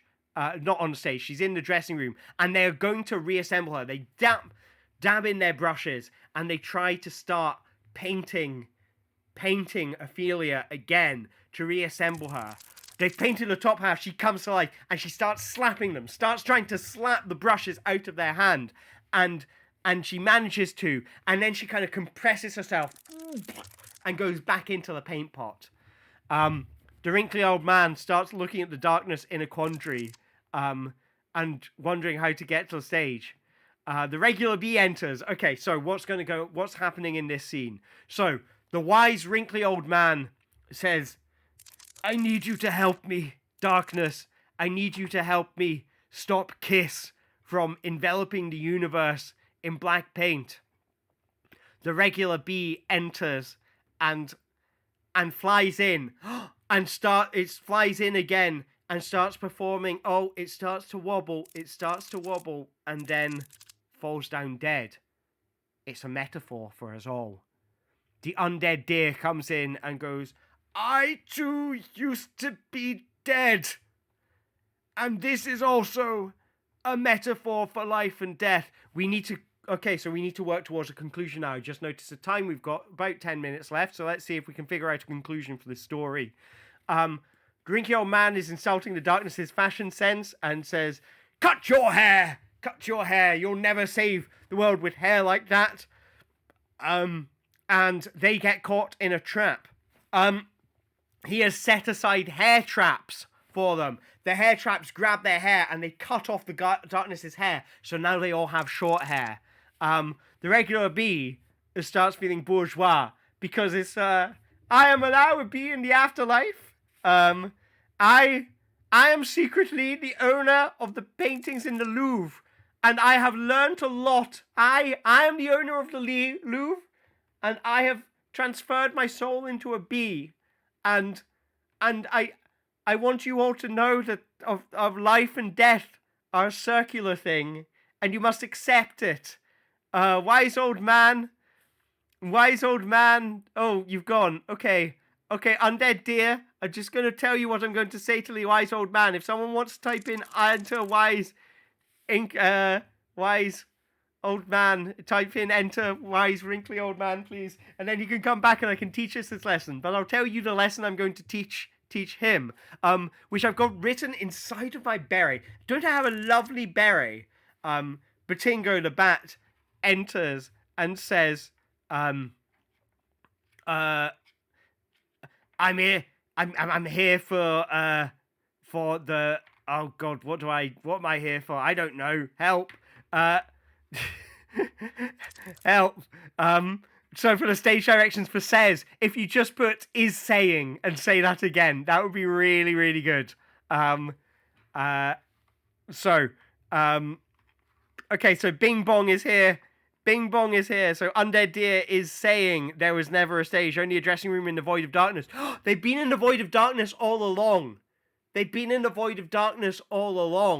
And they are going through the cycle over and over again. So Bing Bong says, Regular B, if you want someone to learn a life lesson from you, then you need to strut. And so the Regular B starts strutting and starts teaching a life lesson to whoever's there. So we're outside Area 51. Area 51, we're outside Area 51, and we realize that it's just a set. Area 51 was part of the stage all along. That we're seeing it from a different angle now, and Area 51 is part of the set. So the Undead Deer and the Wrinkly Old Man and the Wild Marimba are all present. So the Undead Deer is like, Wrinkly Old Man, I have a message for you. A life lesson. We are all dead. And this is purgatory. And you need to accept the blackness and move on. Accept the darkness. The dark paint is a metaphor for death consuming you, old man. You can't stop it. You have to accept what's coming. And the wrinkly old man is wobbling like, no, I can't. The Nokia 6210 appears and says, I too have died. I used to be the biggest phone in the world, and I too have died. And the only way to live is to accept my demise. The Nokia brand kind of went downhill. The smartphone killed it. And I must accept that. Even when Windows phones had a really good UI and excellent geolocation and maps software, No one bought them. I had to accept I can't keep on resurrecting myself as a new phone. I have to accept that nobody wants a Nokia phone anymore. Nobody wants a Nokia phone anymore. It cackles. You must accept death. Accept death into your life. So out from the darkness of the stage, we pan into the darkness and we realize that the audience was everything. The audience was everything from the old man's life, the wise old man's life. It was everything. It's his grandchildren, it's his parents, his grandparents, every lover he has ever had, every teacher who's ever taught him, every TV show host that he remembers from his childhood watching TV. Everything is there watching him, and they stand up and they start applauding him. And he's like, why are you applauding me? Why are you applauding me? I never achieved my dreams. I never did what I wanted to do. I never did get to play Hamlet. And the undead deer taps him on the shoulder and says, let go. Let go. You never were going to play Hamlet. And that's okay. Before tumbling and becoming a pool of paint. Everything needs to melt into color. Everything is start emerging. It was all paint as well.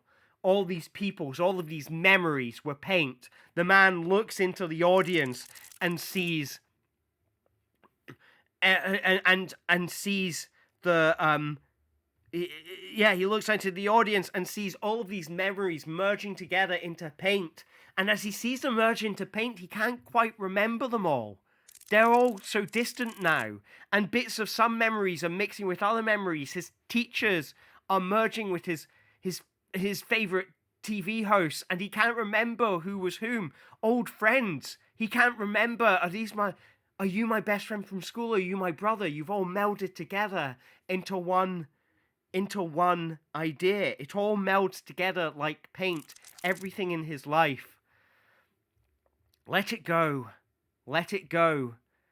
He needs to live life. Live life like there's no tomorrow, because there is no tomorrow. Embrace it. Accept it. Audience watching at home, everyone in the audience looks at the viewers at home and in a big painty mess goes, live life while you can, because at some point it will be gone.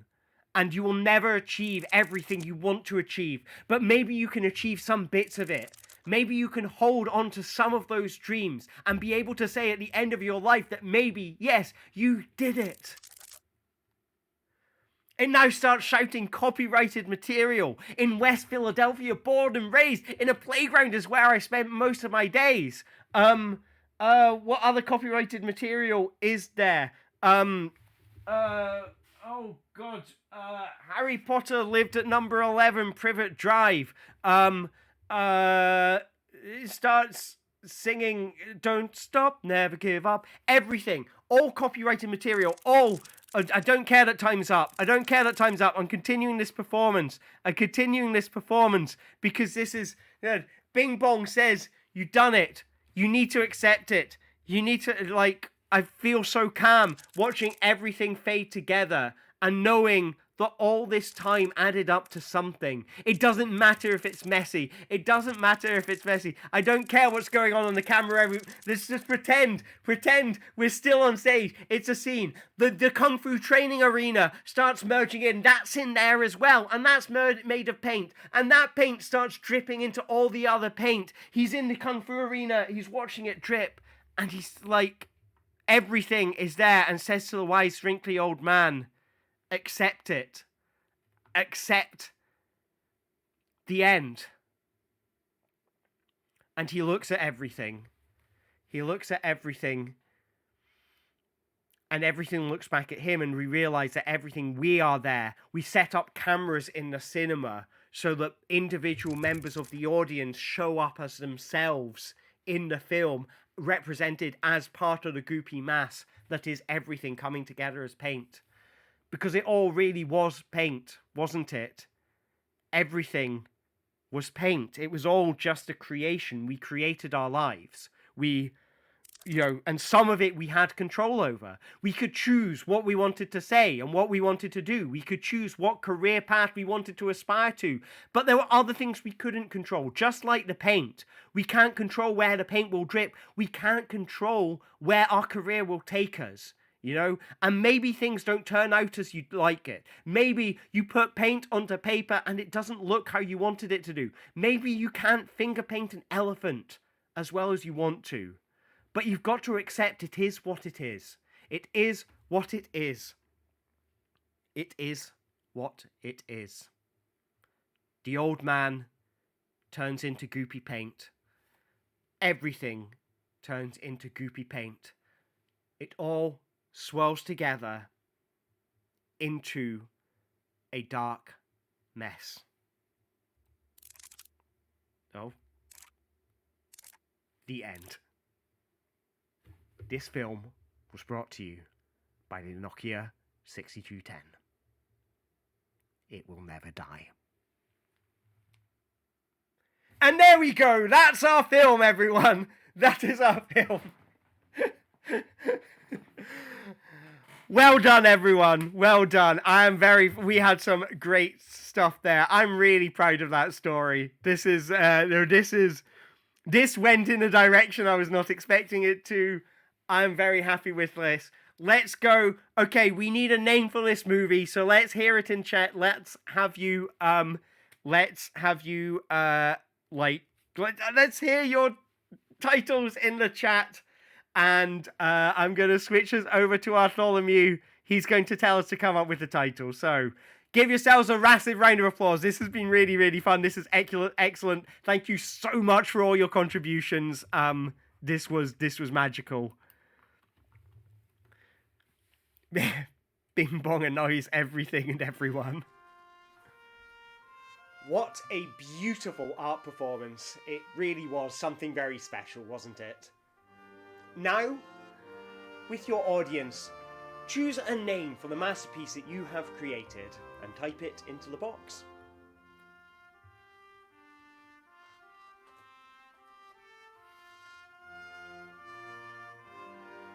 So, how shall we name our masterpiece? So you got Bing Bong Annoys Everything, Bing Bong Annoys Everyone, The Darkness versus Kiss, sponsored by Nokia 6210. We Are All Regular Everythings, The Misadventures of a Regular Bee. I mean, there is something profound in the bee appearing and dying and again as a kind of symbolism, the bee as a messenger, the color of everything. The color of everything. Oh my god, the color of everything sounds really profound. The death bee is us all. That is also kind of profound. Man versus regular bee, I guess, as a follow-up to Man versus bee. The death bee is us all. The color of everything. I really like that because that sounds really profound. I could imagine a film called The Color of Everything, like a real kind of like, I'm thinking, The Misadventures of Everything, that's nice as well. Oh, because I imagine everything having misadventures feels like certainly the tone of the first half of the story. The Color of Everything, to me, I could picture that as an Oscar-winning movie, like, as a real kind of art house film. It takes place entirely on the stage of a production of Hamlet, at which by the end of it is revealed that everything was made out of paint and it was all a metaphor for crossing over into the afterlife and accepting death and accepting the loss of control over your own life. It's okay. So The Color of Everything, sponsored by 6210 Vortex All. Okay, I'm loving all these things. I really, really like The Color of Everything as a kind of, this is a serious piece. So let's have The Color of Everything. I'm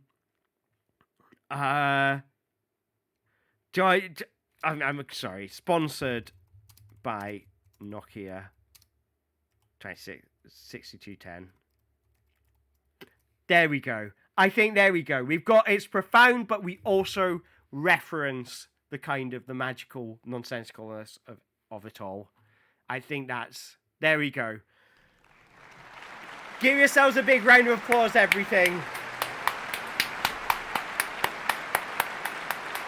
We have made a beautiful, beautiful new concept for a movie. I could genuinely picture this as like an Oscar-winning art film. Well, that was some experience. Before you move on to your next challenge, why not take some time to talk with your audience about how this experience was for them? What did they enjoy? What did they take away from it? And of course, those same questions to you yourself, the streamer. How do you feel after performing this piece?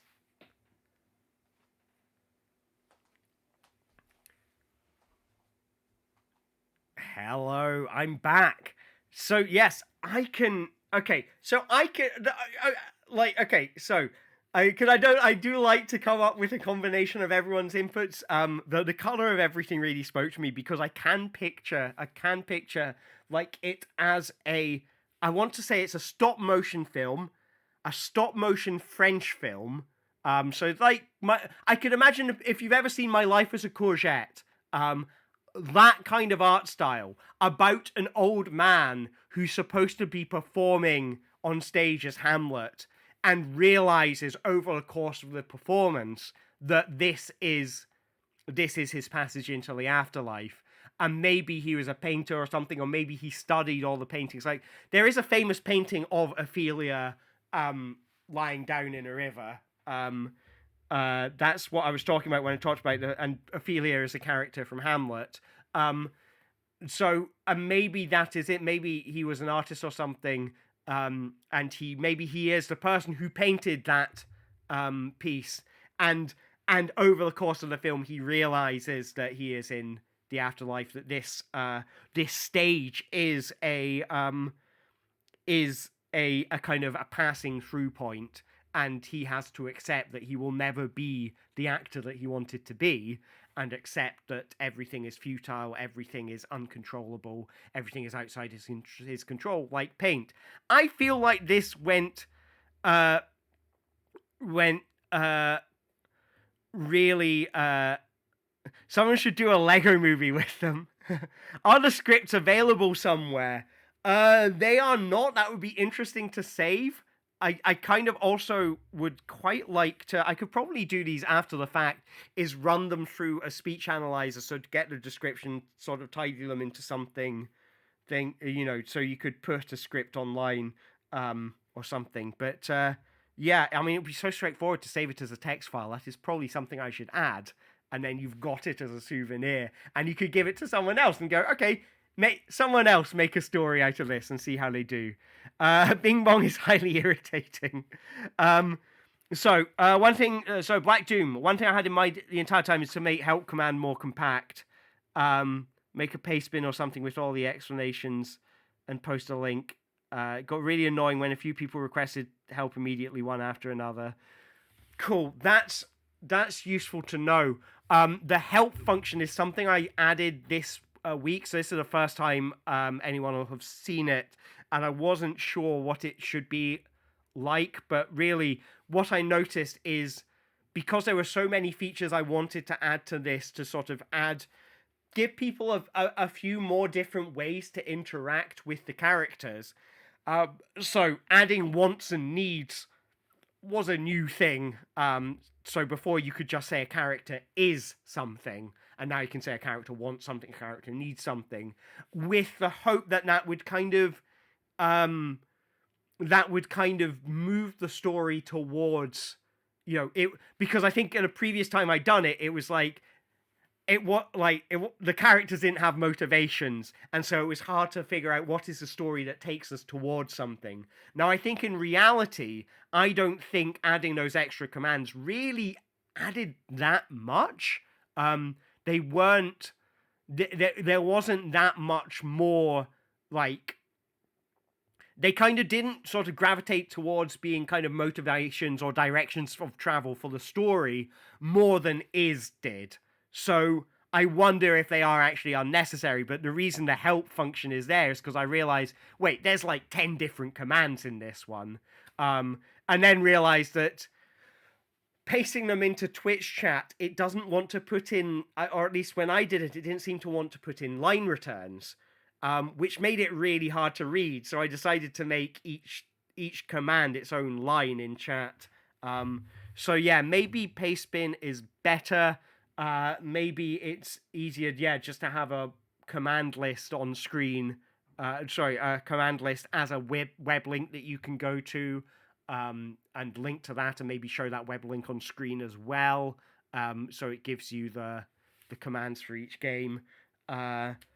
So yeah, that's something I can definitely improve. What was that like for you all to be on the other side of? So this is the third time I've done screenwriting. I think what was interesting about this one is it did feel like the story went in a different direction this time, and I think that was just from the kind of the theatre thing.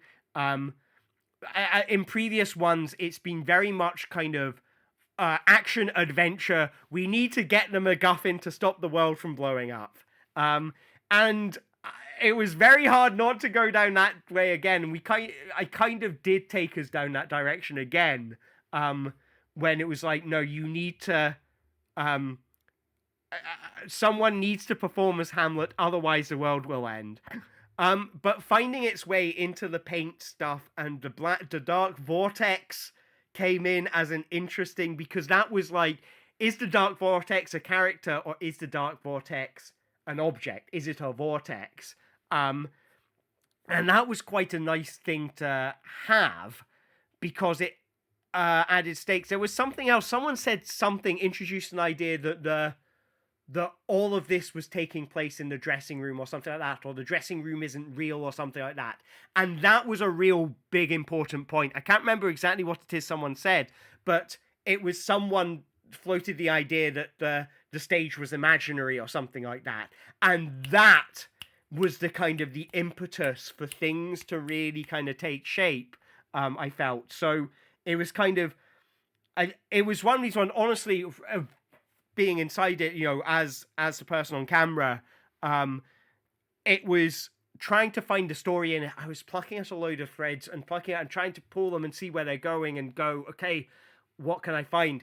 And it was when that imaginary twist came in, and maybe that's it. That's what I'm looking for from the audience, is I need... That's, instead of asking character wants and needs, maybe I need to put in a thing where where it stops to ask the audience for the twist. It asks the audience a question, how does this resolve? What is the twist? Or something like that. And what the audience types in as an answer comes up on the thing, and we move from them, because I think that's kind of what I'm looking for. Is I mean, obviously these stories are nonsense, but I would like them to kind of coalesce into a nonsense that follows some kind of dramatic arc. And I feel like this did at the end, so it's good. I was kind of worried that it might not, so that was good. So it was a super engaging once the story became clearer, also making me kind of on fire. Oh, thank you very much. But yes, finding the clarity in the story, I think that's the hard part, because you can have, I don't know, in a way it's easy to imagine an opening scene which carries no weight, other than, okay, this will be the start of something. But when you're doing like scene 2, scene 3, and you're going, okay, so we've stuck up some clay, and what story are we going to build out of that? What is the thing where, and finding a clarity of story, that's a hard bit. So I wonder if there's things that I could do to sort of... So a new addition was sometimes at the start of the scene, it'll tell you what's supposed to happen in that scene. And sometimes it will be off screen and I'd have forgotten it. And I don't worry too much about that. But I wonder if there's some way that the audience could be answering those questions. So the like maybe like a question is asked and they can they can say answer, type in answer something something, and that will maybe there's like a pin board, maybe there's like post-it notes on screen, and a post-it note comes up to say, how is tension created, or what is the twist, or something, and then suggestions come up as post-it notes on the board. So it doesn't matter what's going on screen. I can look over at all these suggestions and go, oh, that's a good one. The twist is they're in a dream. Okay, let's build that in. And oh, okay, someone suggested the twist is that one of them is a robot. Okay, put that in.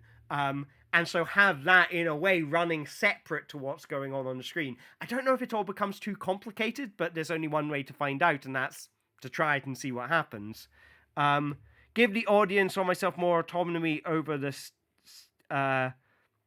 scene change. Oh, I like that one. The hint, having it unclear if something is an object, concept, or a person as character was super supportive. Yeah, maybe there's a word for me to use instead of character, but that suggests it doesn't necessarily have to be a person. I was going to say actor. I'm like, actually, no, that makes it sound even more like a person. The hint at the start of each scene was randomly generated, so I think on there is a roughly 1 in 3 chance that it will give a motivation at the start of the scene, and then it's got a list of like 15 things it'll pick from. So it might say something like friends become enemies, or enemies become friends, or a truth is revealed.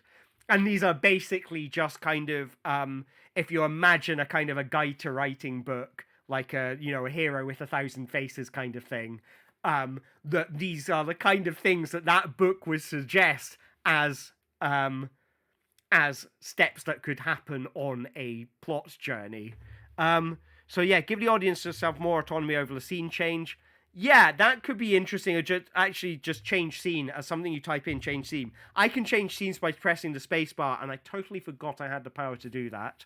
Right now it happens randomly. I think they'll be somewhere between 3 minutes and 6 minutes long, each one.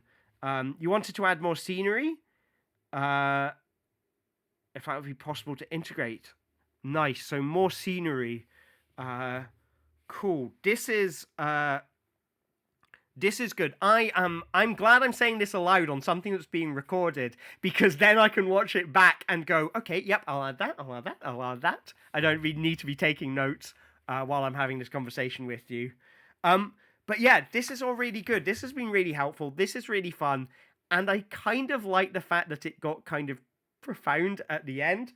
I'm also really proud of the 3D painting that we did. So let's just take us back. If we want to go back to the world of painty destruction, like this is kind of what we've got going on right now. I hope I'm not making anyone motion sick while trying to maneuver this camera around the room. I'll move the standing light. But here we go, and this was our painting today. I like the googly eyes and 3-dimensionality of it. So it's kind of part painting, part sculpture. The banana started to change colour already. It's already going goopy. So that's interesting. So here we go. So this is what we will all become. This is what we will all become. We will all become paint. And we will all merge together at the end of time, and it will all be a beautiful, beautiful mess, and we'll all be happy for it. Right, so the scene hints could structure the story a bit over 1 hour when the scene times are sent. So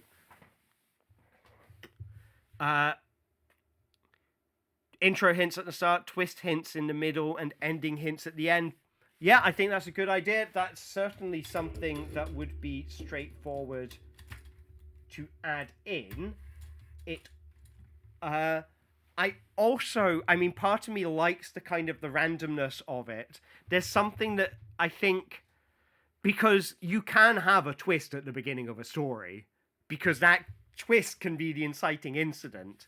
You know, the twist is when the last bank robber removes his mask and reveals he was the Joker or something, you know, that kind of thing. So I don't think there is necessarily an order, but there's certainly ones that you kind of work well as endings.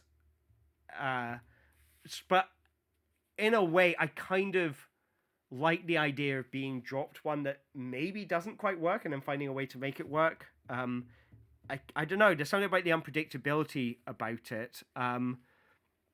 But it certainly would be doable. And with all of these things, if it's doable, try doing it and see what happens. So yeah, I'll add that in for next time and see what happens. That sounds like a good idea. Yeah. Well, thank you very much for coming, everyone. I think this will be me calling it a night now, but this has been really good. I have really a checkbox at the start to either have a structure or go wild. Love it. That is yes. Give people the option. That's exactly what I need to do. Fantastic. Well, thank you very much. Thank you very much for all your thoughts and feedback and everything. Now, if you are on Twitter, if you go to my Twitter page, at some point during this evening, I will be posting up some close-up photos of our painting so people can see it. And feel free to message me on, you can message me here if you have any, or on Twitter, or on anything that you have, that you find me on. If you have any thoughts or feedback or additions or ideas, anything like that, I'm always hungry to hear them. Because, well, this is a collaborative thing. Every input I get from the audience is constructive, and that includes after the show, because that's what affects future performances. So thank you very much. Thank you very much for all playing. Thank you very much for your beautiful creations. I'm really proud of what we made together this evening. I think we went real wild and imaginative, and it was a lot of fun. So thank you so much. Thank you very much as always. Give yourselves a massive round of applause. Next weekend, I am going to be on the Fast-Paced Events channel on Sunday. So there is a speedrunning marathon, Fast-Paced for Pride, going on next weekend. So I'm going to be hosting on that. So if you want more of this beautiful voice, I will be on there reading donations from 3 o'clock UK time next Sunday. So I can't remember. I think it's Fast-Paced Events is the name of the channel. If you are on Twitter, I will be posting about it, and you can find out there. Have yourselves a fantastic evening. Look after yourselves. Look after each other. Keep on being awesome, and I look forward to seeing you all again soon. All right, bye everyone.